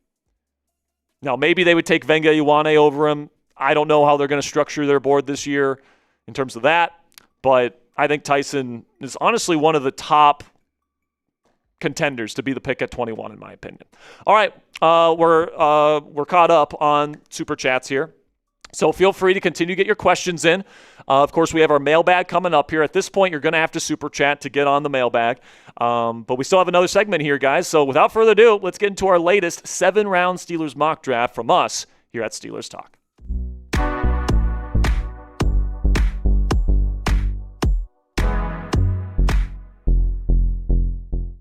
Welcome into Steelers Talk. I'm your host, Jack Sperry, and today we have yet another 7-round Steelers mock draft with trades here as we get closer and closer to the start of the 2026 NFL Draft. This is our 9th 7-round Steelers mock of the draft season. You guys have been so supportive of these mock drafts all throughout the draft season. I just want to thank you guys so much for that. Now, if you guys are unaware of my rule with these mock drafts, I can't repeat picks from our previous mock draft. So if there's a player that you really want the Steelers to take that I don't take in today's mock, I might have taken them in the previous mock. So I'll put the chip to that one above me here in the top right. You guys can click on that to check out our previous mock draft if you want to check it out after you're done viewing this video. Now, we got 2 more mocks to go here on Steelers Talk before the NFL Draft kicks off. We have my perfect mock draft, which is coming out next weekend, and then I have my final predictive mock draft where I do my best to guess what the Pittsburgh Steelers are going to do in the NFL Draft this year. So if you guys want access to those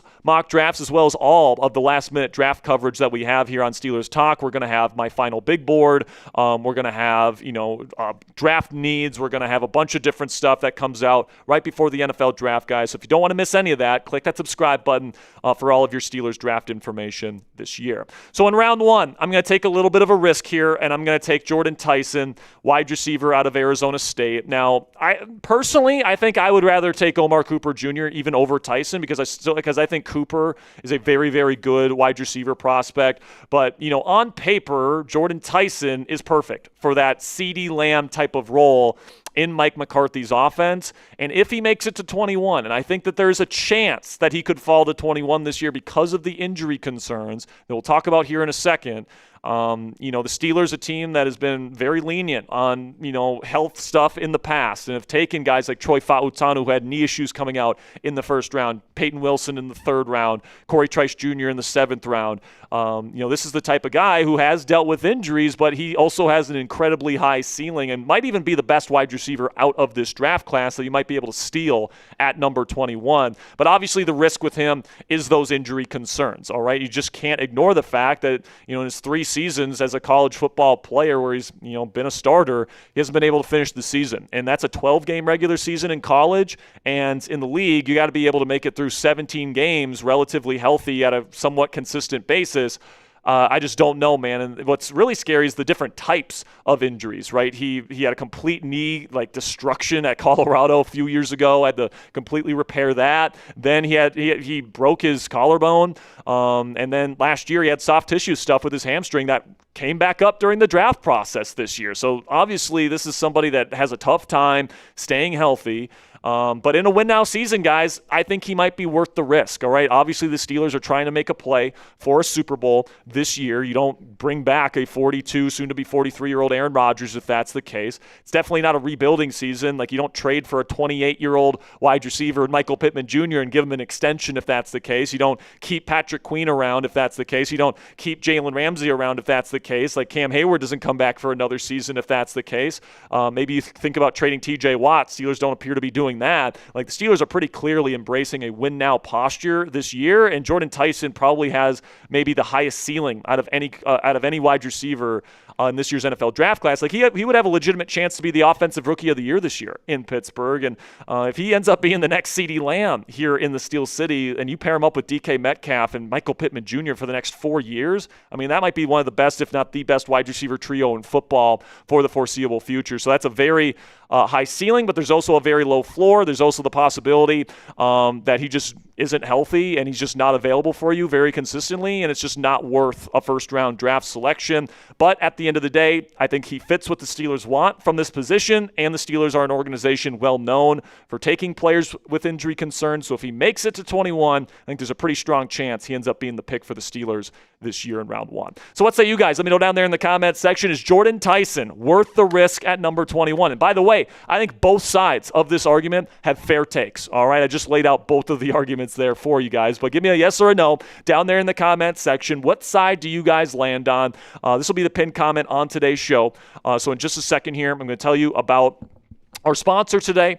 I tell you about our sponsor on today's show, simply give me a yes or a no down there in the comments. And you guys can get our F the Ravens t-shirts here, chatsports.com/FRavens down in the comment section. If you guys want to pick up an F the Ravens t-shirt today, this is perfect if you want to wear something for Steelers versus Ravens game days, just wearing around the house, just showing everybody how much you hate the Ravens like we do here on Steelers Talk. These t-shirts are $29.99 on our website right now, so you guys can go chatsports.com/FRavens if you want to pick one up today.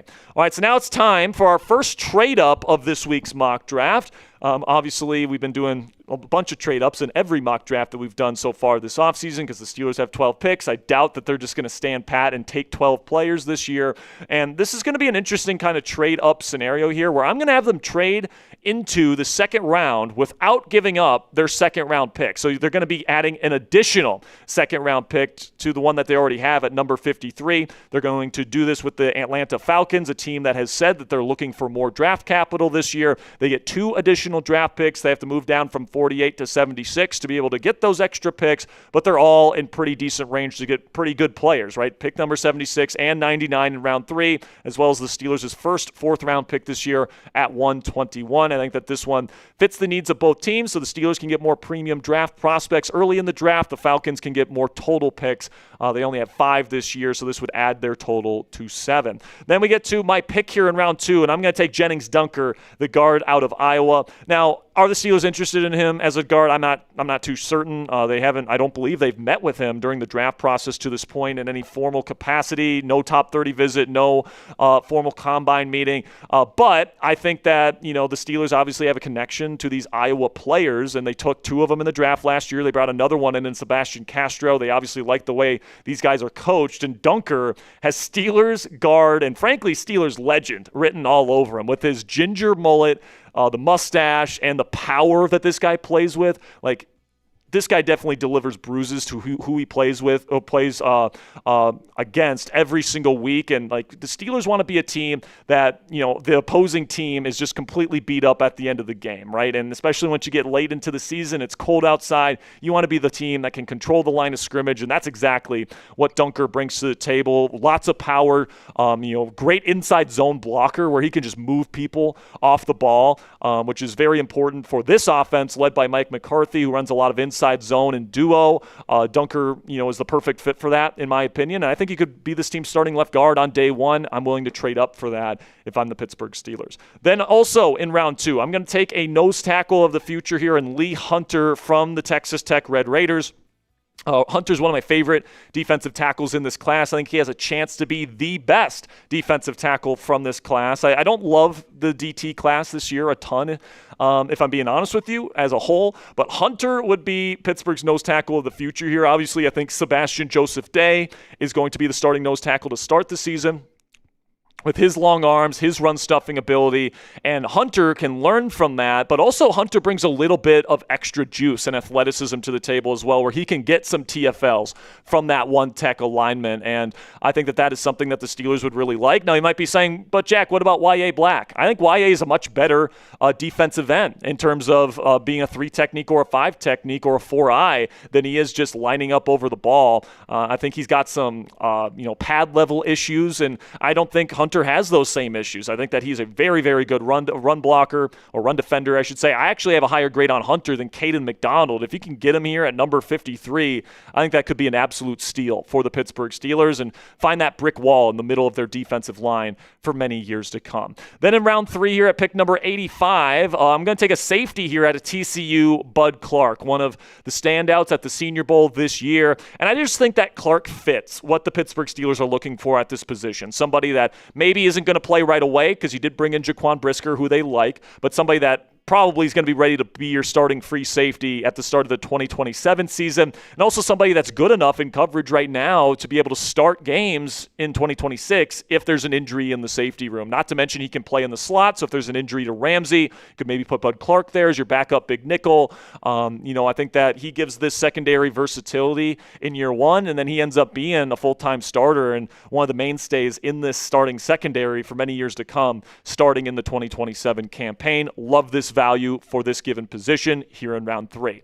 Then in round 4, I'm going to take another receiver here to pair with the bigger Jordan Tyson with the smaller, speedier Brennan Thompson, the speedster out of Mississippi State. Thompson ran the fastest 40-yard dash out of anybody in Indianapolis at the NFL Combine this year. He also contributes via special teams, where he's a kick and punt return man with Calvin Austin leaving in free agency. I think that adding a player like that is very important, and Jordan Tyson, I don't think, would be providing that for this team. So he can compete with Roman Wilson for wide receiver 4 duties. I'm kind of excited to see what Roman can do as a true kind of slot weapon. But also, you look back to that Tex Coast offense in Dallas, they had that Cavante Turpin kind of mold in that offense, and I think Thompson can fill that role really nicely as that special teams ace, kind of a smaller, dynamic speed threat that you can put in certain formations, a rotational piece, and maybe someday he could become, maybe a full-time starter if certain things play out the way that, Thompson would like them to play out here in Pittsburgh. But I just think that the special teams value is more than worth the selection here in round 4. Then in round 5, this is where I'm going to take a quarterback, and honestly, where much of the quarterbacks are ranked in the consensus big board right now, there's not a whole lot of value there. Cole Payton is way higher than I would want to take him. Drew Aller I would actually take in early round 4, but I'm not sure if that's going to be a possibility here. But Carson Beck in round 5, a guy that the Steelers have certainly shown a lot of interest in. He had a top 30 visit. He had a combine formal. The Steelers are clearly interested in him at least a little bit. If he's here in round 5, I wouldn't completely hate the pick. Now, personally, I think Beck is very limited. I think his ceiling is actually a backup quarterback in this league. I don't think he's got terrific poise. I think that it was a very screen and RPO heavy offense last year at Miami. And the best thing that he does that's like a pro style skill set is like anticipatory out routes, which is like, I don't know. I want somebody that can attack the middle of the field a bit more than Carson Beck did at Miami last year. So doesn't bring a lot of mobility, not a lot of off-schedule playmaking. I think he's a limited quarterback. So personally, I don't think he'd be our franchise quarterback here. But with that said, Pittsburgh's interest in him is pretty obvious, and I understand some of the reasons why. He's got big hands. He's a bigger quarterback. He's tall. He could play in the AFC North, right, especially as a backup guy for this team. And the Steelers, I think because they're on a time frame here where they may be taking a quarterback in the first round in 2027, they don't have time to wait around for Cole Payton. They don't have time to wait around for like a Taylon Green or maybe even a Drew Aller. Like Carson Beck is somebody that maybe you can throw in there if Rodgers gets injured for a couple games this year and say, all right, well, we'll see what you got, and maybe he can keep the team afloat. But at the end of the day, I honestly think Will Howard might have a little bit more upside than Carson Beck, but I do think the Steelers probably take a quarterback sometime on day 3, and it very well could be Carson Beck. So now it's time for another trade up here on day 3 of the NFL draft, and I'm going to trade back into the 5th round here, where I'm going to trade with the Dallas Cowboys, give them a 6th and a 7th round pick to move up to 180, where I'm going to take a tight end here to back up Pat Freiermuth and Darnell Washington, somebody that I think is a very good developmental tight end and a good 3rd tight end in this group, a tight end out of Utah, Dallin Bentley. Now, this isn't the first time I've taken Bentley in a mock draft here on Steelers Talk. I'm just a big fan of his, man. He's a wide tight end that does block, so if Darnell Washington gets injured, God forbid again, you have somebody that can come in and be a decent inline blocker at the tight end position. Of course, we know Pat Freiermuth is not great at that, but also like he's got some good movement ability, and he was actually second on the Utah offense last year in receiving yards. So like this guy's got some receiving chops as well. So I think that he's kind of the perfect blend of receiving and blocking for a third tight end. And I'm willing to trade up and give up a couple of my very late day 3 picks to make sure I go get him. Then in round 7 here, I'm going to take one of my favorite offensive tackles in this entire class. I think he's being completely slept on, and that is Carver Willis, the tackle from Washington. Another tackle from Washington. Of course, we took Troy Fautanu in the first round a couple years back. This guy played left tackle for Washington last year. Obviously, same position that Fautanu did just a few years ago. But Willis, somebody that got injured last year, but and he's not the most athletically gifted guy. There's a reason why on the consensus big board he's like in the 240s. But when I watched this guy's film, and he was like the 20th tackle I watched this year, and like once you get to the 20th tackle, guys, there's not a lot of good film. But when I got to him, I was like, oh my gosh, we actually have somebody that plays with good balance and really good hand placement, and he knows what he's doing out there, and like I think he could be a spot starter in this league if it really comes down to shove here, and I think he could even move inside too. Like I think he's got versatility. I think he's extremely smart. I think that he plays with excellent technique and intelligence, and I just think that he's going to be the stud that somebody's going to get on day 3 of the draft this year.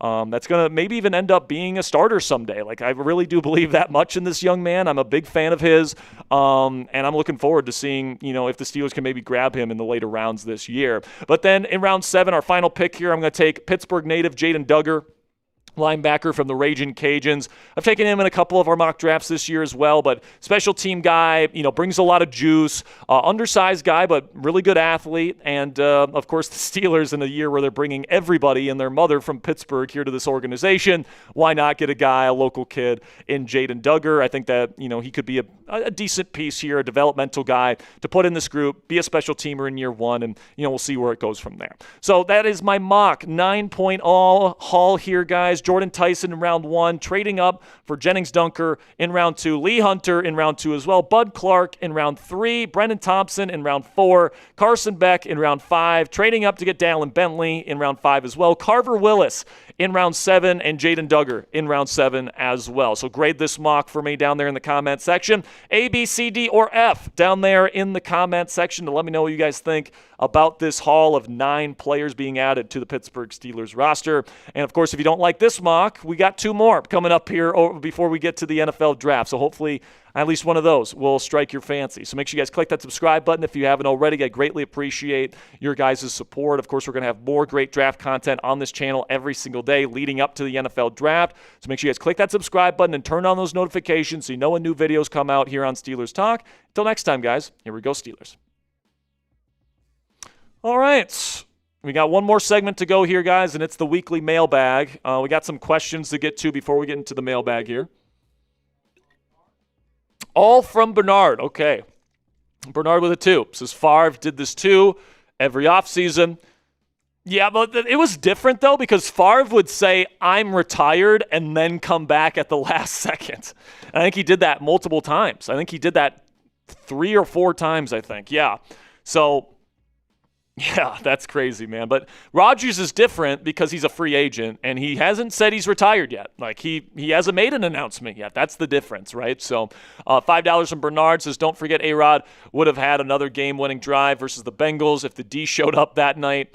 Well, I mean, if the D showed up that night, it would have been a blowout. There wouldn't have been a game-winning drive. It would have just been a massacre, and we would have won that game, right? But that was just, I mean, that was early in the season when the Steelers, were throwing Darius Slay out there, and they were putting Jalen Ramsey one-on-one coverage versus Jamar Chase, and that's just not what Jalen Ramsey is as a player at this point. But yeah, man, that was a tough night for sure. $2 from Bernard says, Ponzi, be patient. A-Rod will sign.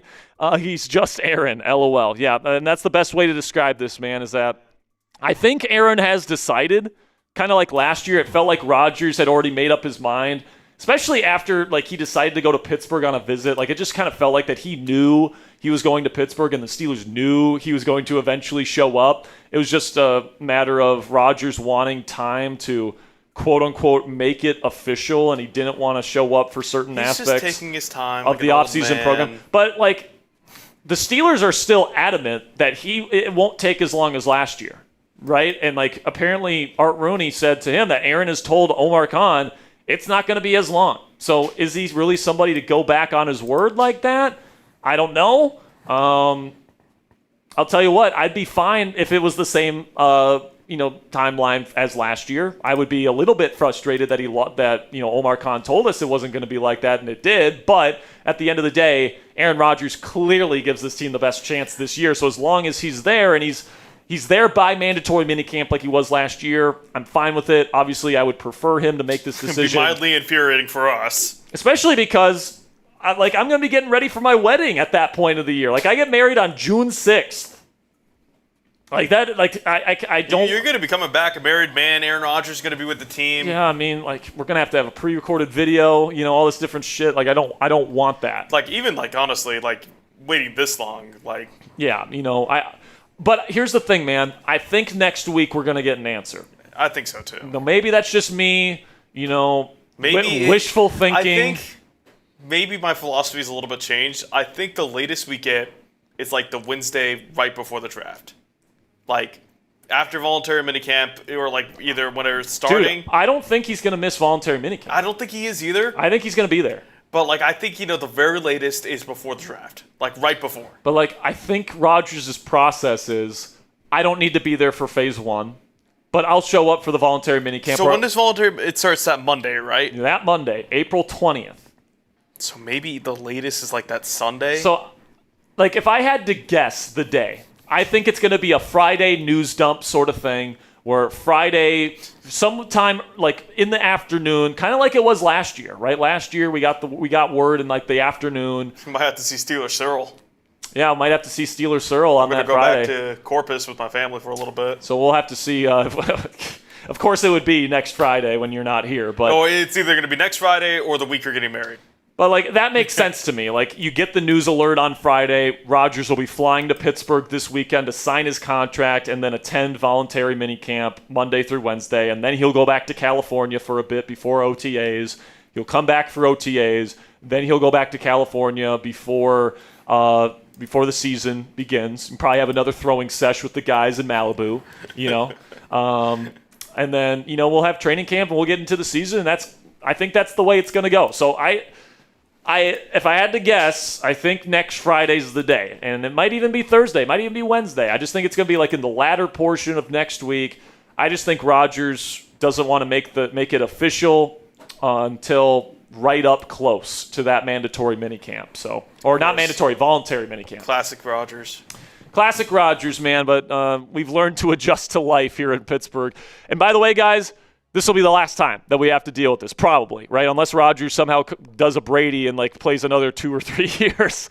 We're not going to have to deal with this again next offseason. I think next year the quarterback class will be a lot better. I think the Steelers will be wanting to move on and getting their franchise QB. Now, maybe if Rodgers plays really well, he wants to play another year. Like they agree to that, and then they draft their franchise quarterback in round 1, and then that guy learns behind Rodgers for a year. Like that, Like, if Rodgers plays well this year, I wouldn't mind it. But, like, yeah, man, it's definitely frustrating. All right, man. Well, let's get into the mailbag here. You guys have had already a bunch of great questions, so let's get into them right now.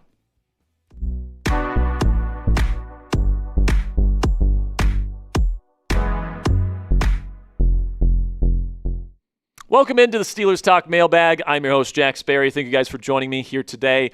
On today's show, I'm going to be answering your questions on the Pittsburgh Steelers as we are getting closer and closer to the start of the 2026 NFL Draft, which is starting here in just about a week and a half. So make sure you guys click that subscribe button if you haven't already. Join the most interactive Steelers fan community anywhere here on YouTube. We're going to be live for every single pick of the NFL Draft this year. And, of course, the Steelers have the most picks out of any team in the draft this year. And I'm expecting the Steelers to make quite a few moves in the NFL draft this year. So it's going to be a very exciting 3 days. I hope that you guys will join us live for our live coverage. We'll have breaking news cuts that go out on every single pick that the Steelers make, every single trade that they make. It's going to be a lot of fun, man. So if you don't want to miss any of that content and you want to react to the NFL draft with us on all 3 days, make sure you guys click that subscribe button if you haven't already. And with that, I'll pause and open it up for questions here. Interstellar Reaper with a 5 says, thoughts on Steelers drafting Caleb Downs, Dylan Thieneman, or Emmanuel McNeil-Warren, all top safety draft prospects. For me, I think they're going to go wide receiver and guard, and they're going to prioritize those 2 positions first, because I think with safety, they're looking for a player that can sit behind Brisker and Elliott and Ramsey for the first year and then become the starting free safety next year. I think that's what they want to do. And, if you get Downs or if you draft the Thieneman in the first round, it's going to be a situation where you probably got to play them pretty soon. And I don't know if that's the approach the Steelers want to take. I think that the need at number 3 starting wide receiver and then starting left guard is more pressing than that safety need. And there's plenty of good safeties that can be got in round 3 this year. Now maybe they really like Emmanuel McNeil-Warren and they take him. They've shown a lot of interest in him, so maybe they trade back up into the first or maybe trade into the early second to go get him. That's a possibility, but in my perspective right now, I think that the most likely situation is they take a safety in round 3, whether it's A.J. Halsey from LSU, Bud Clark from TCU, Zakee Wheatley they met with formally at the Combine. So you could be somebody that's a late 3rd round kind of guy. There's definitely a lot of different prospects that they could go here, but I don't think they'll trade up for Caleb Downs. Obviously, they would have to if they're going to get him, and I don't think they would take Thieneman or McNeil-Warren at 21, but I've been wrong before. $5 from Terrence Johnson says, is there a quality guard we can draft in the 2nd round to replace Sayamalo if we take a wideout in the 1st round? Love the channel. Appreciate the question, Terrence. And I think there are some good quality guards. Now, I would say there's less quality guards that can be got on day 2 than wide receivers. So that might be an indication that the Steelers might prioritize a guard in round 1, someone like a Venga Ioane or a Spencer Fano if one of those guys falls to them. But I could see them trading up into the late 1st or maybe the early 2nd to get a guy like Emmanuel Pregnon, who is very well thought of in the league, and he's my number 2 guard in this class. If you miss out on Ioane and you still want a true guard that is not that far off in terms of the quality of the tape, Pregnon's a great answer, in my opinion. Basantis is right behind Pregnon on the consensus big board, but I don't think he plays with great play strength. He's still very young, just 21 years old. I don't know if he's ready for a starting role in the NFL right away.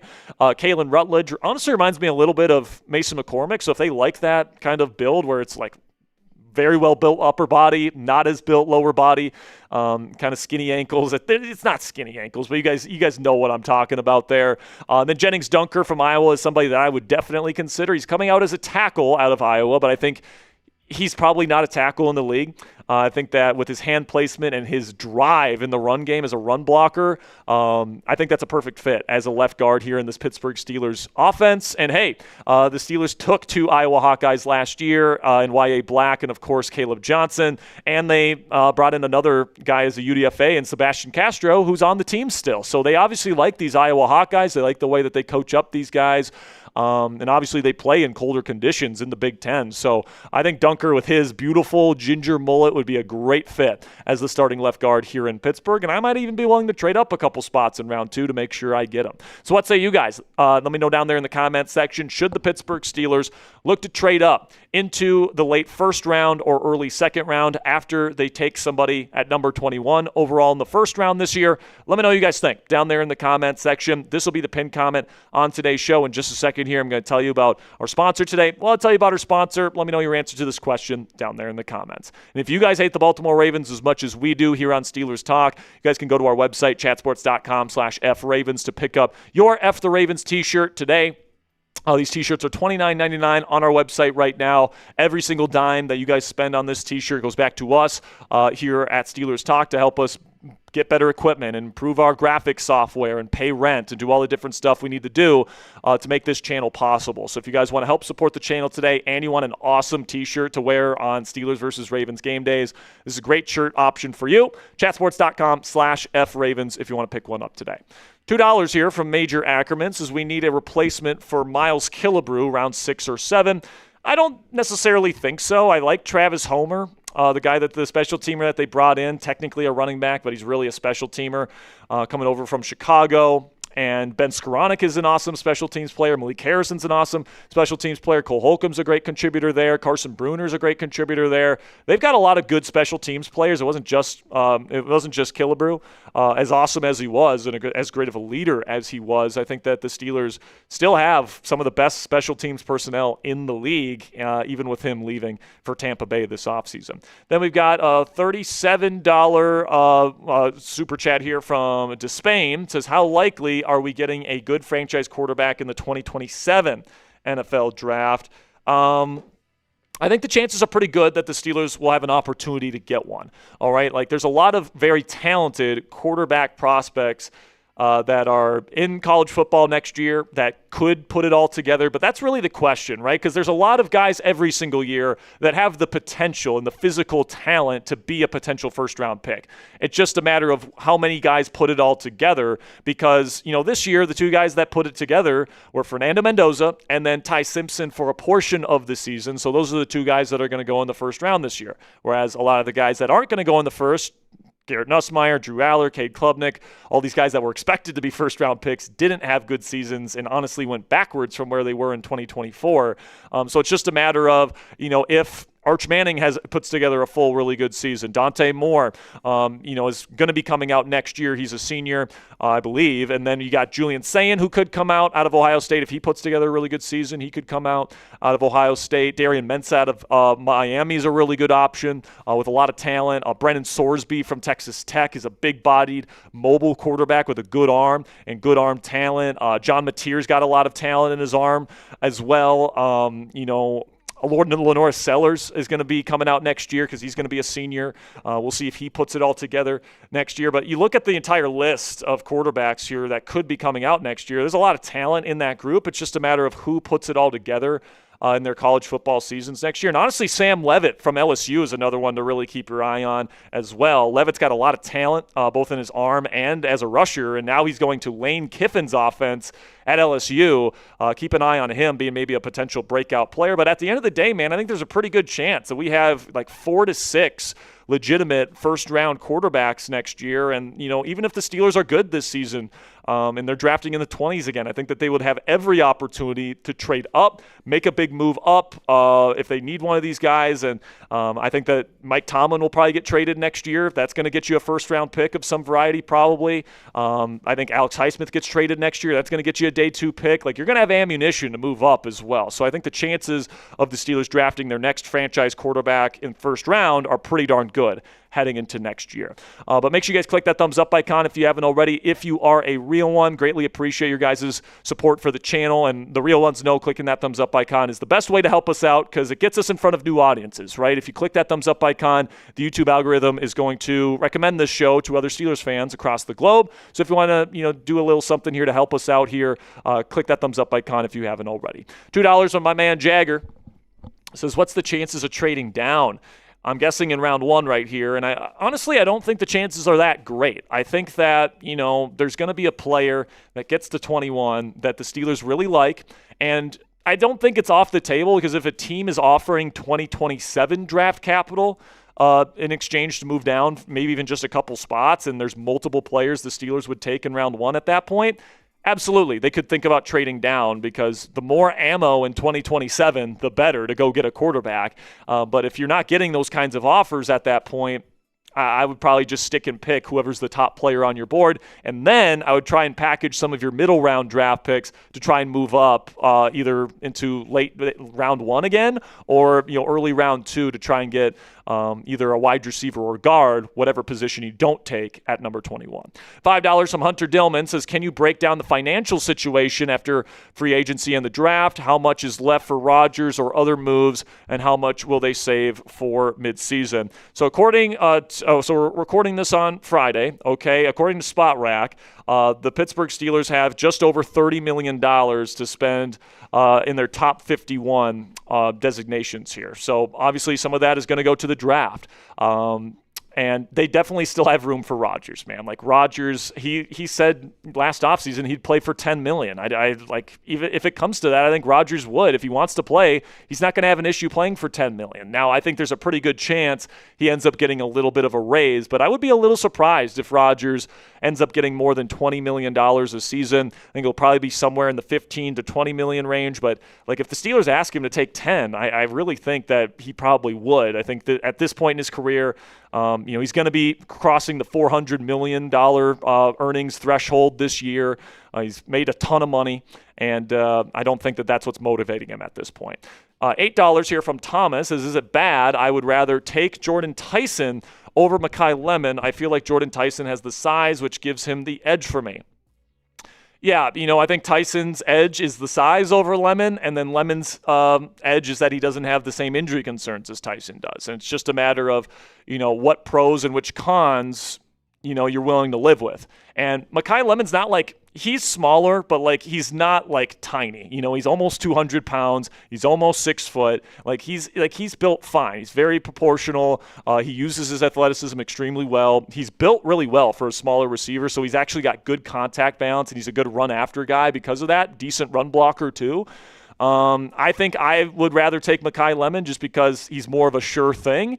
But Jordan Tyson, man, if the Steelers end up taking him, it's definitely a high ceiling play. Unfortunately, it's also a low floor play because of the injury concerns. But if you can find a way to keep Jordan Tyson healthy throughout his NFL career, like he could be maybe the best wide receiver from this draft class. He reminds me a lot of CeeDee Lamb, who obviously had a lot of success in Mike McCarthy's offense. So it's definitely a boom or bust type of pick if you take Tyson. Mekhi might be a little bit safer, but it's really comes down to which cons you're willing to live with these receivers. So let me know what you guys think down there in the comment section. When is the latest that the Steelers should draft a wide receiver this year? Their first one, that is. Is it first round? Do they have to take a receiver round 1 in your opinion? Do they need to draft one by round 2? That's probably my answer. Can they wait until round 3 or even round 3 to take one? Let me know what you guys think down there in the comment section what you guys think. That'll be it for this week's mailbag here on Steelers Talk. Thank you guys so much for submitting questions on the live show. I really like this slate of questions. Of course, we'll have one more mailbag before the NFL draft. That'll be next weekend. So make sure you guys click that subscribe button if you haven't already. Turn on those notifications so you always know when new videos come out here on Steelers Talk. All right, final segment in the books. We'll kind of finish out the remaining super chats, and then we'll get out of here. It's already 8 o'clock on the East Coast here.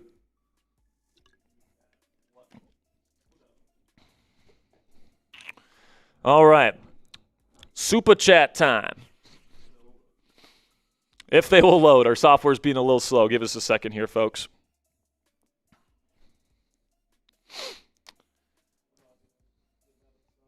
Is it just Michelle's? All right, so Michelle, I'll just read it out here. We'll get it up on screen when it loads. She says, I would love to draft Taylon Green late as our gadget quarterback. When is Taylon Green scheduled to come in for his pre-draft visit? I think it'll be next week. I think he's coming in next week, unless he's already been here. I don't think he's. It's been reported that he's gonna get a top 30 visit. I don't know if it was reported that he's actually made his visit to Pittsburgh. I think if he hasn't yet, it'll be next week. So that's. Yeah. Yes. Because we've known that he's going to be getting a top 30 here for a while. I would like Taylon in the late rounds. The problem is, I think right now he's like he's like 145 on the consensus big board, so that is a round 5 pick. And for a guy, like honestly, I would rather have Taylon Green than Carson Beck, just because Taylon Green can. If he doesn't work out as a quarterback, you can use him as a Taysom Hill type of guy. And like in this style of offense, right? Like Mike McCarthy comes from the same coaching tree and the same philosophy offensively as Sean Payton, Andy Reid, those guys. And those guys love to get creative with some of these quote unquote joker type of players on offense. Taysom Hill is the ultimate example of it. And Taylon Green, he was unbelievable at the combine. His explosiveness is crazy. Runs in the 4.3s at his size. He's got big hands, not 10-inch hands, but close to it. Good size, good, long arms. I don't think he's a quarterback.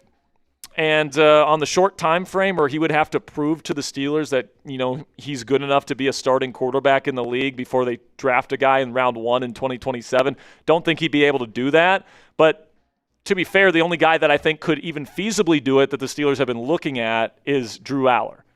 And, I think Cole Payton is a multi-year project. I think Taylon Green is probably a multi-year project. But at least Cole Payton and Taylon Green, Ponzi, can be Taysom Hill types. Whereas Carson Beck, for example, he's probably best case scenario, your Mason Rudolph replacement for the future, and he's backing up your future franchise guy. That's probably the best case scenario for Carson Beck. Maybe there's something in there that we missed in college where he's just secretly an awesome passer of the football from the pocket, but we didn't really see that, in my opinion, these last 2 years. And I honestly think Will Howard has a better chance of being the team's franchise QB than Carson Beck would. But, either way, man, you draft one of these young quarterbacks in day 3, it's going to be fun in the preseason because, Will Howard's essentially a rookie this year. He's never even played a snap in the preseason, so that'll be the first time we really see him. And then you also have another quarterback that's in his first year playing, and they're battling it out in the preseason for a roster spot. That'll be a fun battle. It will be. I'm looking forward to that. $5 from Michelle. Appreciate you, Michelle. And I think that's it, right? All right. So thank you guys so much for stopping by here, kicking off your weekend with us here on Steelers Talk. We'll be back again next week for another pair of Steelers Talk live shows. And by the way, what's that? I think we're doing 3 next week. So our schedule next week, guys, just so you know, we're going to be doing one early in the week, probably on Monday. Then we have the Chat Sports mock draft. You guys remember that from last year where we go live and I'm picking for all of our picks. We're doing a 3-round mock, so we have 5 picks. We'll also be live on the Commanders Report. I know how much you guys love that channel as well. They only have 2 picks, though, so they won't be, the Commanders won't be as much of a discussion. But it'll be a lot of fun. All 32 teams are represented here at Chat Sports, so that wasn't the case last year. It's the first time we'll have all 32 teams represented by their team's hosts. It's going to be a lot of fun, man. I hope you guys will join us. I believe it starts at 3 p.m. Eastern on Thursday next week. So we'll be live probably Monday, Thursday, and probably Friday again. And honestly, I'm expecting Rodgers to maybe make his decision next Friday. So we might be having a breaking news live show next Friday. So it should be a very interesting week. You'll have a guest producer for that one? Yeah, we will have a great guest producer on Friday. Somebody will be there. Guess we'll just have to see. But definitely going to be an interesting week next week. There's going to be a lot of rumors flying around, lots of stuff to discuss. So if you don't want to miss any of that, again, click that subscribe button if you haven't already. I love and appreciate you guys. I'll see you guys next time. Until then, here we go, Steelers.